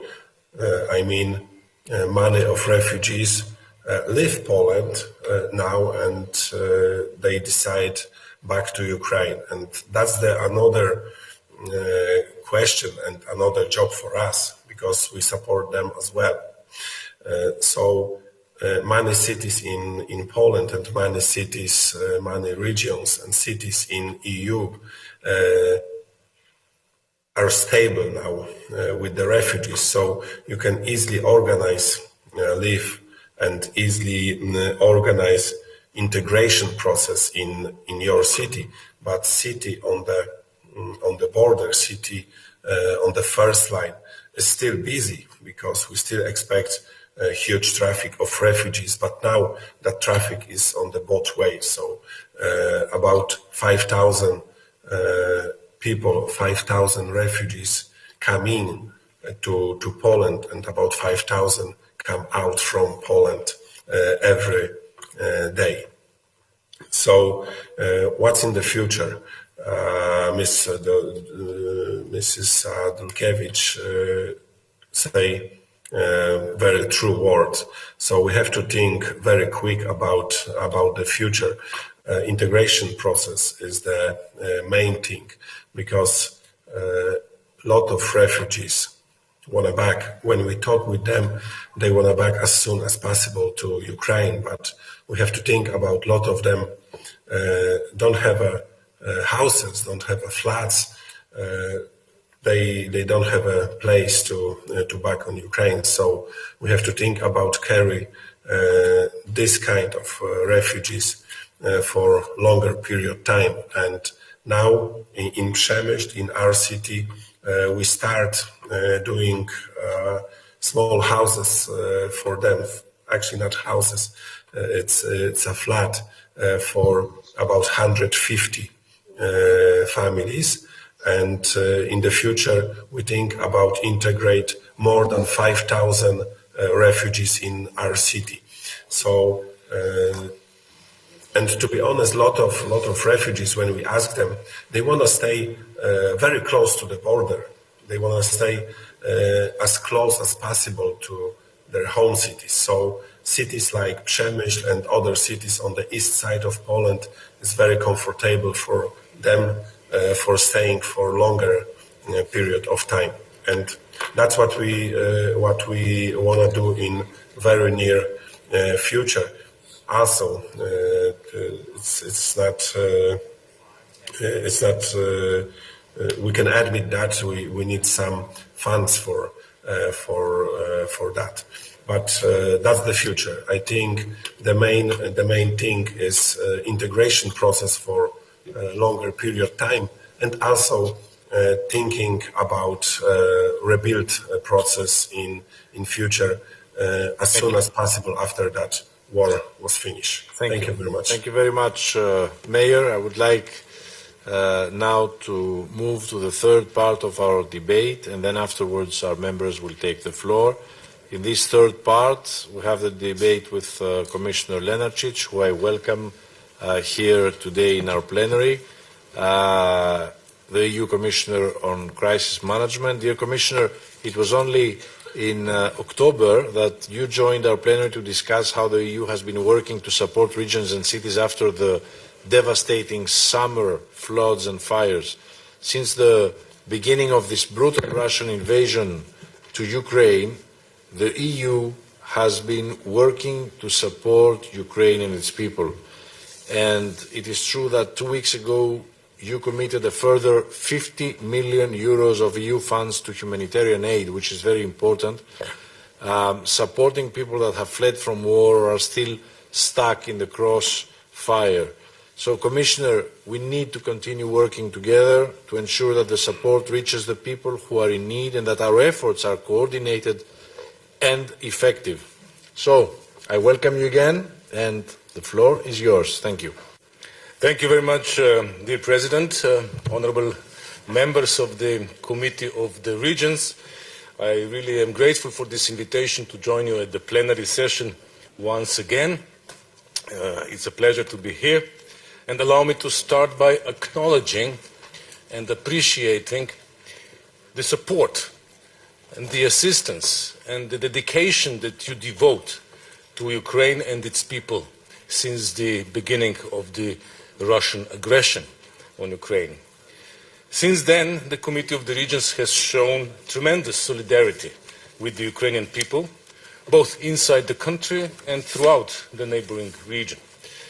Many of your members have mobilized resources, organized collection centers, and offered help to individuals who are in need. This unity is acutely necessary at a time when millions are still suffering in the face of continued Russian aggression against Ukraine. You heard today from some of the mayors from Ukrainian cities about the devastation that they and their citizens continue to suffer. The number of people who left Ukraine or left their homes in search of refuge and safety goes in millions, and many more are still trapped in besieged cities without access to food, to water, heating, or electricity. We all hear particularly devastating reports from the city of Mariupol. Yet I fear there are many other places, particularly in the east and the south of the country, that are similarly affected, if less visible. As you know, even wars have rules. However, in Ukraine, these rules are being openly trampled upon. The blatant and widespread violations of international humanitarian law by Russian forces in Ukraine are horrendous, and they are, of course, totally unacceptable. As I have been stressing since the start of this aggression, civilians must not be a target. Civilian infrastructure needs to be preserved, and humanitarian workers must be able to access those in need of life-saving assistance. Ladies and gentlemen, from the very outset, the European Commission stands firmly with the people of Ukraine, offering concrete support to those who need it. Through the largest ever EU civil protection mechanism operation, all 27 member states and 2 participating states, Norway and Turkey, have by now provided more than 23,000 tons of in-kind assistance to Ukraine. This includes shelter, food, medicines, medical equipment, mobile hospitals, ambulances, fuel, fire engines, firefighting equipment, and other things. The assistance is sent to Ukrainian State Emergency Support Service, which then dispatches this assistance to those in need, including in the regions. We have also channeled our support to Moldova and within the European Union to Poland, Slovakia and Czech Republic, which have also requested assistance through the Union Civil Protection Mechanism to help cope with the refugees, care for the refugees. Today, we continue to provide such much-needed support, both inside Ukraine and across the wider region. With support of our Emergency Response Coordination Center and in close cooperation with Poland, Romania and Slovakia, we have set up 3 civil protection logistic hubs. Their role is to collect and consolidate the assistance offered in the most efficient manner before it is being sent to Ukraine. Furthermore, we also help organize medical evacuation for those in need of urgent care. To date, the civil protection mechanism has helped transfer over 200 Ukrainian children and adults, patients, including war-wounded, from Poland, Moldova and Slovakia to 11 other European Union member states. The Commission is also receiving donations from the private sector. Most recently, the CBRN, chemical, biological, radiological and nuclear countermeasures from private donations were transported from Belgium to Ukraine. More donations are in the pipeline from all across Europe. I wish to recall that the European Union, together with its member states, is the biggest donor of humanitarian and early recovery and development assistance to Ukraine. To deal with the most pressing fallout from this military aggression, we are funding humanitarian assistance by now totaling 143 million euros. Of this amount, 130 million is intended for Ukraine and 13 to Moldova. This funding is part of a larger Commission's package of almost 1 billion euros for people fleeing the war, both inside Ukraine and abroad. As you know, we are funding, through our humanitarian funding, we are funding humanitarian organizations on the ground. This means UN agencies, the Red Cross family, and international non-governmental organizations who are working to support civilians affected by the conflict.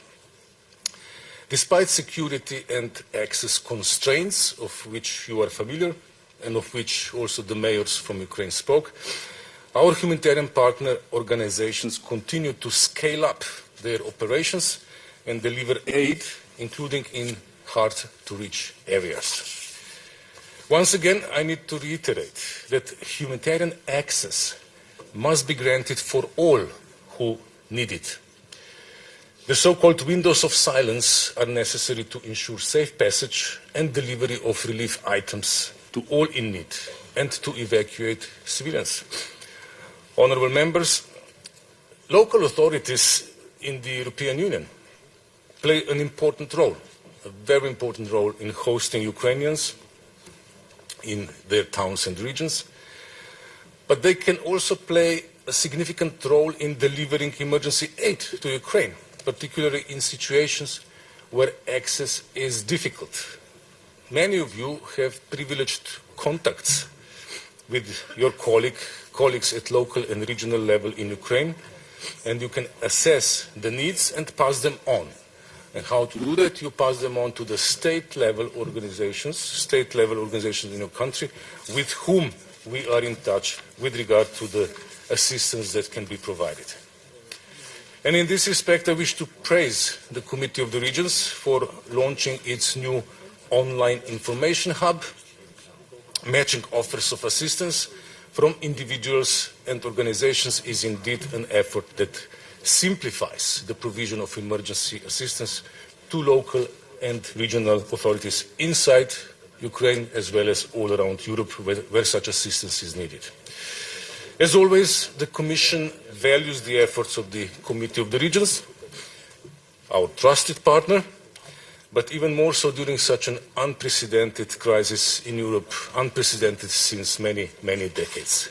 Once again, thank you for the invitation. Thank you for excellent cooperation. Thank you, President, for your role in this. And now I'm looking forward to hearing your views and comments. Thank you. Thank you very much, Commissioner Lenarčič, dear friend Yanis, and thank you for your fantastic collaboration with us all these years with the Committee of Regions. You have been of great help during difficult times. So, dear colleagues, that's how we are going to move on now. We have approximately 40 members, 40 of our colleagues who want to take the floor. So as you understand, this is a huge number, but this is a very interesting debate. So what I propose is that I've already asked Commissioner Šefčovič, who is following another debate later on, to move his debate from 4 to 4:30, so we have 1 hour of clear debate time. This means that in order to have the commissioners also and our mayors respond to the questions, I would suggest that we give the floor to all of you who have asked for the floor for 1 minute, so that you present your main idea or your basic question, in order to have time for the commissioners to answer by 4:30 to enter in our next debate. So, unfortunately, since I have a meeting with President Zelensky of Ukraine for the phase of the reconstruction, it's a very important meeting with the Association of Mayors and Regions of Ukraine.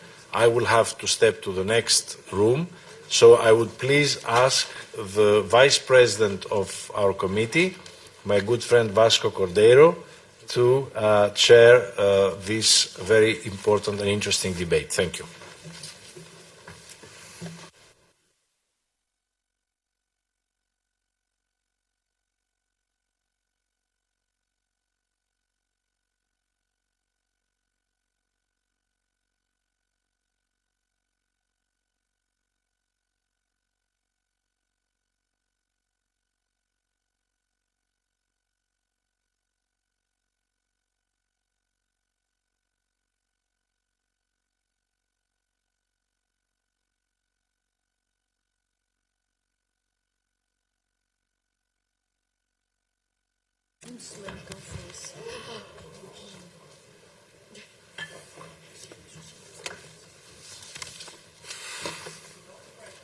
This is the order. Yes.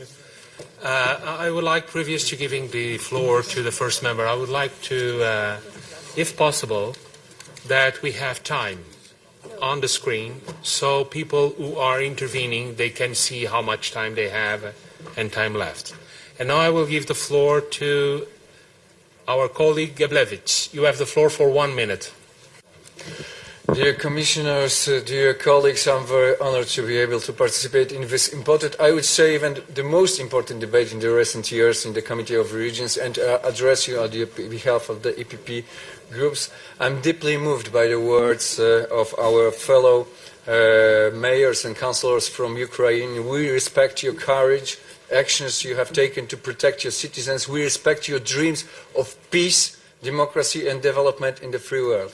That's why the EPP supports the resolution of COR, which we will adopt today, as well as all gestures of solidarity with Ukraine, both here in Brussels and in our villages and cities. Ukraine cannot be left alone, abandoned, forgotten. EPP supports and calls for further links between EU cities and regions and Ukrainian cities and regions. Any help is needed. We have to mobilize our communities and residents for further humanitarian aid, because this aggression, this war destroys not only military facilities but also Ukrainian economy, civil infrastructure, hospital and schools. In my region, West Pomeranian region in Poland, we have been sending ambulances, medicines, food, power generators, etc. to our Ukrainian friends as from the very first of this cruel war. We have to continue our aid. We have to do it in every village, in every city in Europe. And finally, we call for intensifying help from the European Union, both directly to the Ukraine and to all local and regional authorities. Thank you. you. Mr. Wozniak, 1 minute. Panie Przewodniczący. Wozniak, 1 minute. Panie Przewodniczący, skoro mam 1 minutę, to powiem tylko o zagrożeniach, które widzę z perspektywy swojej kilkunastoletniej aktywności w zakresie współpracy z państwami Partnerstwa Wschodniego. Po pierwsze, kształt pokoju, jaki nastąpi między Ukrainą a Federacją Rosyjską, jest kluczowy. Rosja uwielbia zamrożone konflikty. Jeśli pokój będzie zamrożonym konfliktem, to nasze marzenia o odbudowie i o normalności będą narażone na niepowodzenie. Po druga rzecz, obawiam się, że zawiedziemy Ukrainę, ponieważ jak Państwo słyszeliście od burmistrzów, Ukraina oczekuje pełnego członkostwa w Unii Europejskiej i walczy o to pełne członkostwo dzisiaj na froncie. To jest walka o wartości. To jest walka dwóch cywilizacji. Cywilizacji, która nie szanuje ludzi i tej, która kocha człowieka, czyli naszej.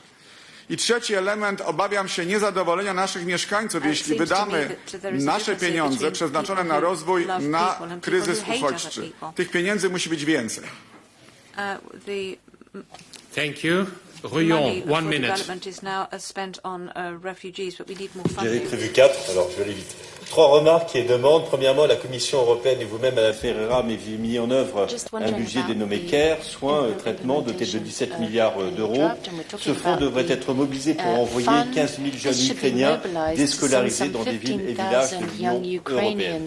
Deuxièmement, une mise au point est importante. Les fonds mis à disposition obéissent tous à des règles différentes, rendant la tâche des régions, des villes, très difficile. En ce sens, je soutiens la proposition du président Kostas qui demande la création d'un fonds d'impôt commun de l'Union européenne réunissant tous les fonds disponibles. Enfin, sans doute le plus important, la mobilisation dans l'urgence des fonds de la politique de cohésion a été une bonne chose, mais d'une certaine façon, il s'agit d'un détournement de procédure. Nous ne pouvons pas dépouiller la politique de cohésion et priver les collectivités territoriales d'investissements de long terme visant à réduire les inégalités de richesse et à stimuler une croissance respectueuse de l'environnement. Nous demandons que l'Union européenne abonde un fonds spécifique permettant de faire face dans la durée à l'accueil. Thank you. De Coster, 1 minute. The sound has been cut. Pour que la paix puisse vraiment courir ses chances, il faut d'abord qu'il y ait l'Europe. C'est ce que Schuman disait le 9 mai 50, et c'est ce que nous disons aujourd'hui. Il faut qu'il y ait une Europe aux côtés de l'Ukraine dans son combat pour sa liberté, pour sa souveraineté. Nous sommes favorables à un régime strict de sanctions aux côtés de l'Ukraine pour reconstruire au moment où ce temps viendra, aux côtés de l'Ukraine pour l'accueillir dans la famille, dans sa famille, l'Union européenne. Il faut aussi qu'il y ait une Europe aux côtés des Ukrainiens qui ont fui leur foyer, leur pays, et nous sommes villes, villages, régions d'Europe en première ligne pour pouvoir les intégrer et leur souhaiter le meilleur accueil possible. Merci à la Commission européenne de nous aider à le faire par la mobilisation des outils de la politique régionale. Merci également à l'autorité bancaire européenne qui ce matin a souhaité pouvoir favoriser l'intégration par la disposition qui permettra aux Ukrainiens d'avoir un compte bancaire. Nous souhaitons aussi que soient reconnues les qualifications et les diplômes ukrainiens pour favoriser leur vie professionnelle. Merci. Ortil, 1 minute. Dziękuję bardzo, panie przewodniczący, pani komisarz, szanowni koledzy z Ukrainy. Doceniam oczywiście dotychczasowe wysiłki Komisji Europejskiej w zakresie pomocy w celu ułatwienia procedur związanych z funduszem REACT-EU. Było to naprawdę bardzo potrzebne, ale chcę zaznaczyć, że ta pomoc nie wystarczy. Wykorzystaliśmy już jako samorządy niemal wszystkie środki z poprzedniej perspektywy finansowej. No i chcę powiedzieć, że to wymaga dalszych środków, które by były z nowej. Jaka jest rzeczywistość gospodarcza? Proszę Państwa, przede wszystkim rezerwacje turystyczne na Podkarpaciu są odwołane. Wydarzenia gospodarcze, promocyjne rzeczy, to tylko nieliczne przykłady, które chcę powiedzieć. Przedsiębiorcy rezygnują nielicznie na szczęście z innowacyjnych inwestycji. Myślę, że trzeba koniecznie wesprzeć nas i wszystkie inne kraje europejskie, które przyjęły. Thank you. Markauskas, 1 minute. Ačiū prezidente. Thank you very much, Mr. Chairman. Lithuania and Ukraine has long been friends, have long been friends. I also want to say that Lithuania has a 300-kilometer border with Russia and Belarus. And we know Mr. Putin, unfortunately. We have known him for a long time. We have talked for a long time about the possible aggression of Russia and Belarus. And we also felt a big threat in the Baltic states. That was not only to Ukraine. We have helped Ukraine, we will be helping Ukraine. However, Europe has also to learn a lesson that countries which are closest to Russia and who know Russia, Reikia kreipti dėmesį į tą informaciją. Reikia reaguoti laiku. Ačiū labai. Thank you, Mr. Voss. You have the... Vielen Dank, Herr Präsident. Wir stehen fest an der Seite der Ukraine, an der Seite von Freiheit, Selbstbestimmung, Demokratie. Und ich muss wirklich meine tiefe Bewunderung Ausdruck geben, wie die Bürgermeisterinnen und Bürgermeister aus der Ukraine trotz der Tragödie bereits nach vorne geschaut haben, in die Zukunft geschaut haben. Und wir alle werden das mit dem Marshallplan stark unterstützen müssen. Wir haben viel über die Flüchtlinge, über die Arbeit der Zivilgesellschaft, über die Arbeit der Verwaltung gesprochen. Und letztlich wird an dieser Stelle deutlich, Europa muss zusammenstehen. Das hat diesmal sehr, sehr deutlich gemacht. Aber die Arbeit wird letztlich in den Regionen und vor Ort in den Kommunen erledigt. Bei dem allen Unfassbaren, was geschehen ist, müssen wir zugleich auch ganz genau hinsehen, gerade als Westeuropäer, auch als Deutsche, wie weit wir weggeschaut haben in den letzten Jahren bei dieser Entwicklung. Und wir müssen es einfach lernen. Thank you. Zdanowska, 1 minute. Dziękuję bardzo. Podobnie jak koledzy chciałam się skupić na jednej podstawowej rzeczy. To, co już było, zadziało się. Potrzebujemy wyprzedzających i sformalizowanych. Niestety w obecnej dobie możemy tylko marzyć o tym, że większość naszych gości, która w tej chwili nas odwiedziła, uchodźców z Ukrainy, będzie bardzo szybko wracała do swoich domów. Tak się na pewno nie stanie, bo i badania wszelkiego typu, które są w tym zakresie prowadzone, ale również też sytuacja na Ukrainie, gdzie te osoby potraciły swoje majątki, swoje domy, swoje mieszkania, nie rodzi żadnych wątpliwości, że te osoby zostaną z nami na dłużej. Dlatego potrzebujemy koniecznie dedykowanych działań, przede wszystkim również i środków w zakresie opieki nad dziećmi, w zakresie opieki nad osobami starszymi, ale potrzebujemy tych działań tu i teraz. Potrzebujemy uproszczenia procedur w zakresie prawa zamówień publicznych. Potrzebujemy też określenia jasno, że środki, które będą płynęły z Unii Europejskiej, będą w 100% pokrywały te koszty. Inaczej nie damy sobie zwyczajnie rady. Dziękuję bardzo. Thank you. Struk, 1 minute. Dziękuję bardzo. Z wielką przychylnością witam projekt rezolucji Wsparcie regionów i miast Unii Europejskiej dla Ukrainy. Ale chciałbym poruszyć 2 zagadnienia. Po pierwsze, należy wskazać, że pakiet CARE i CARE Plus, który umożliwia odpowiednie przekierowanie środków w ramach obecnej perspektywy finansowej, powinien zostać uzupełniony o rozwiązania analogiczne jak dla środków REACT-EU skierowanych na niwelowanie skutków pandemii COVID-19. Konieczne jest dalsze zwiększenie elastyczności wsparcia, tak abyśmy mogli jak najlepiej odpowiedzieć na potrzeby gości z Ukrainy. Wskazane jest jednocześnie wprowadzenie 100% dofinansowania ze środków Unii Europejskiej, co pozwoli w pełnym wymiarze uczestniczyć w działaniach pomocowych organizacjom pozarządowych. Po drugie, już dziś należy podjąć decyzję o przekierowaniu środków zaplanowanych w ramach perspektywy 21-27 w instrumencie sąsiedztwa oraz współpracy międzynarodowej na programy z udziałem Rosji i Białorusi. Warto rozważyć opcję polegającą na przesunięciu tych środków do programów. Thank you. Kaci, 1 minute.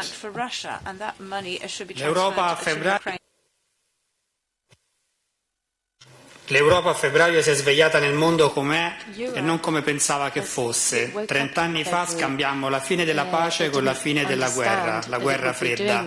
Non facciamo più questi errori. Gli appelli dei sindaci e dei cittadini ucraini sono strazianti ed è nostro dovere ascoltarli e soprattutto non deluderli. Non deluderli.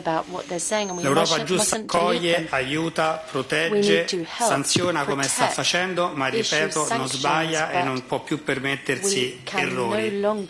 Un appello al Comitato delle Regioni, signor Presidente: il 9 maggio l'Ucraina e l'Europa festeggino il giorno europeo, come è giusto che sia. Thank you. One.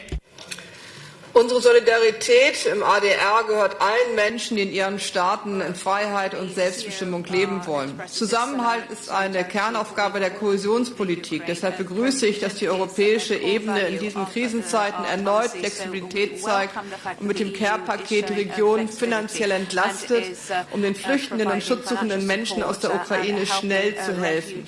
Durch das Care-Paket und seine Flexibilisierung, aber auch durch die erweiterten Vorfinanzierungsmöglichkeiten zeigen die Mitgliedstaaten nicht nur Solidarität gegenüber den Schutzsuchenden, sondern auch der Mitgliedstaaten untereinander. Vor Ort, die Menschen vor Ort müssen dabei helfen, die Leute zu integrieren und auch den Wiederaufbau in der Ukraine voranzutreiben. Ich bedanke mich bei Roberto Guartieri für seinen Vorschlag und den Aufbaupartnerschaften. Ich würde das erweitern wollen, um zu Städtepartnerschaften zu kommen. Wir müssen ja auch Krankenhäuser, Kindergärten, Rathäuser, Wasserwerke und so weiter wieder aufbauen. Ich würde mich sehr darüber freuen, wenn die Kommission Wege finden würde, solche... Thank you. Magyar, 1 minute. Ladies and gentlemen, I'm from Hungary, from a country with less than 10 million inhabitants. For the last 2 months, we have received as much as 620,000 refugees, mainly mothers and children, to cross the Ukrainian border. I am proud to say that Hungarian citizens, private persons, governmental, regional authorities, the church and the civil society has shown big solidarity, providing humanitarian aid from the very first days with professionality, and all this comes from our heart. I ask for your attention too for the Ukrainian side of the border. A lot of Ukrainians flee from east to west, but they remain in Ukraine. They need accommodation, new facilities, catering, everything, and we do have them also. Please use the neighboring regions' direct connections to the Ukrainian regional authorities to have them. This is also the request of the politicians from the Ukrainian side. Thank you. Mr. Nachka, Deputy Mayor of Paris, you have the floor. Thank you very much. Mesdames et messieurs, bonjour. Je suis heureux de m'adresser ici au nom de la maire de Paris, Anne Hidalgo, et de rappeler l'engagement de Paris pour l'Ukraine, évidemment. Comme de nombreuses villes et maires en Europe, Paris a joué sa part, notamment dans l'accueil, évidemment, aux réfugiés, évidemment dans l'envoi d'aide humanitaire en Ukraine. Nous continuons, nous travaillons notamment au sein des nombreux réseaux de villes. Il y avait tout à l'heure le maire de Rome qui était là. J'ai pu me rendre à Rome il y a à peu près un mois et être avec lui, de même avec le maire de Florence, et nous continuerons le 7 mai prochain lors de la journée de l'Europe avec les différents maires européens en soutien à l'Ukraine. Merci beaucoup. I'm the one who thank you. Thank you so much. Brockes. Herr Präsident, liebe Kolleginnen und Kollegen! Auch Nordrhein-Westfalen, die größte Region Europas, steht fest an der Seite der Ukraine. Wir werden alles dafür tun, dass alle geflüchteten Menschen aus der Ukraine, gleich welcher Nation, die bestmögliche humanitäre Versorgung erhalten. Wer bei uns Schutz sucht, den heißen wir herzlich willkommen. Meine Damen und Herren, uns ist wichtig, dass die Hilfe ohne Umweg ankommt. Wir setzen uns daher für eine schnelle, unbürokratische Vergabe der Aufenthaltserlaubnis für die EU-weit abgestimmte Dauer ein. Ob Zugang zum Arbeitsmarkt oder zu Sprachkursen, die Kohäsionspolitik sollte hier gezielt im Sinne der Ziele der Kohäsionspolitik auch eingesetzt werden. Vielen Dank.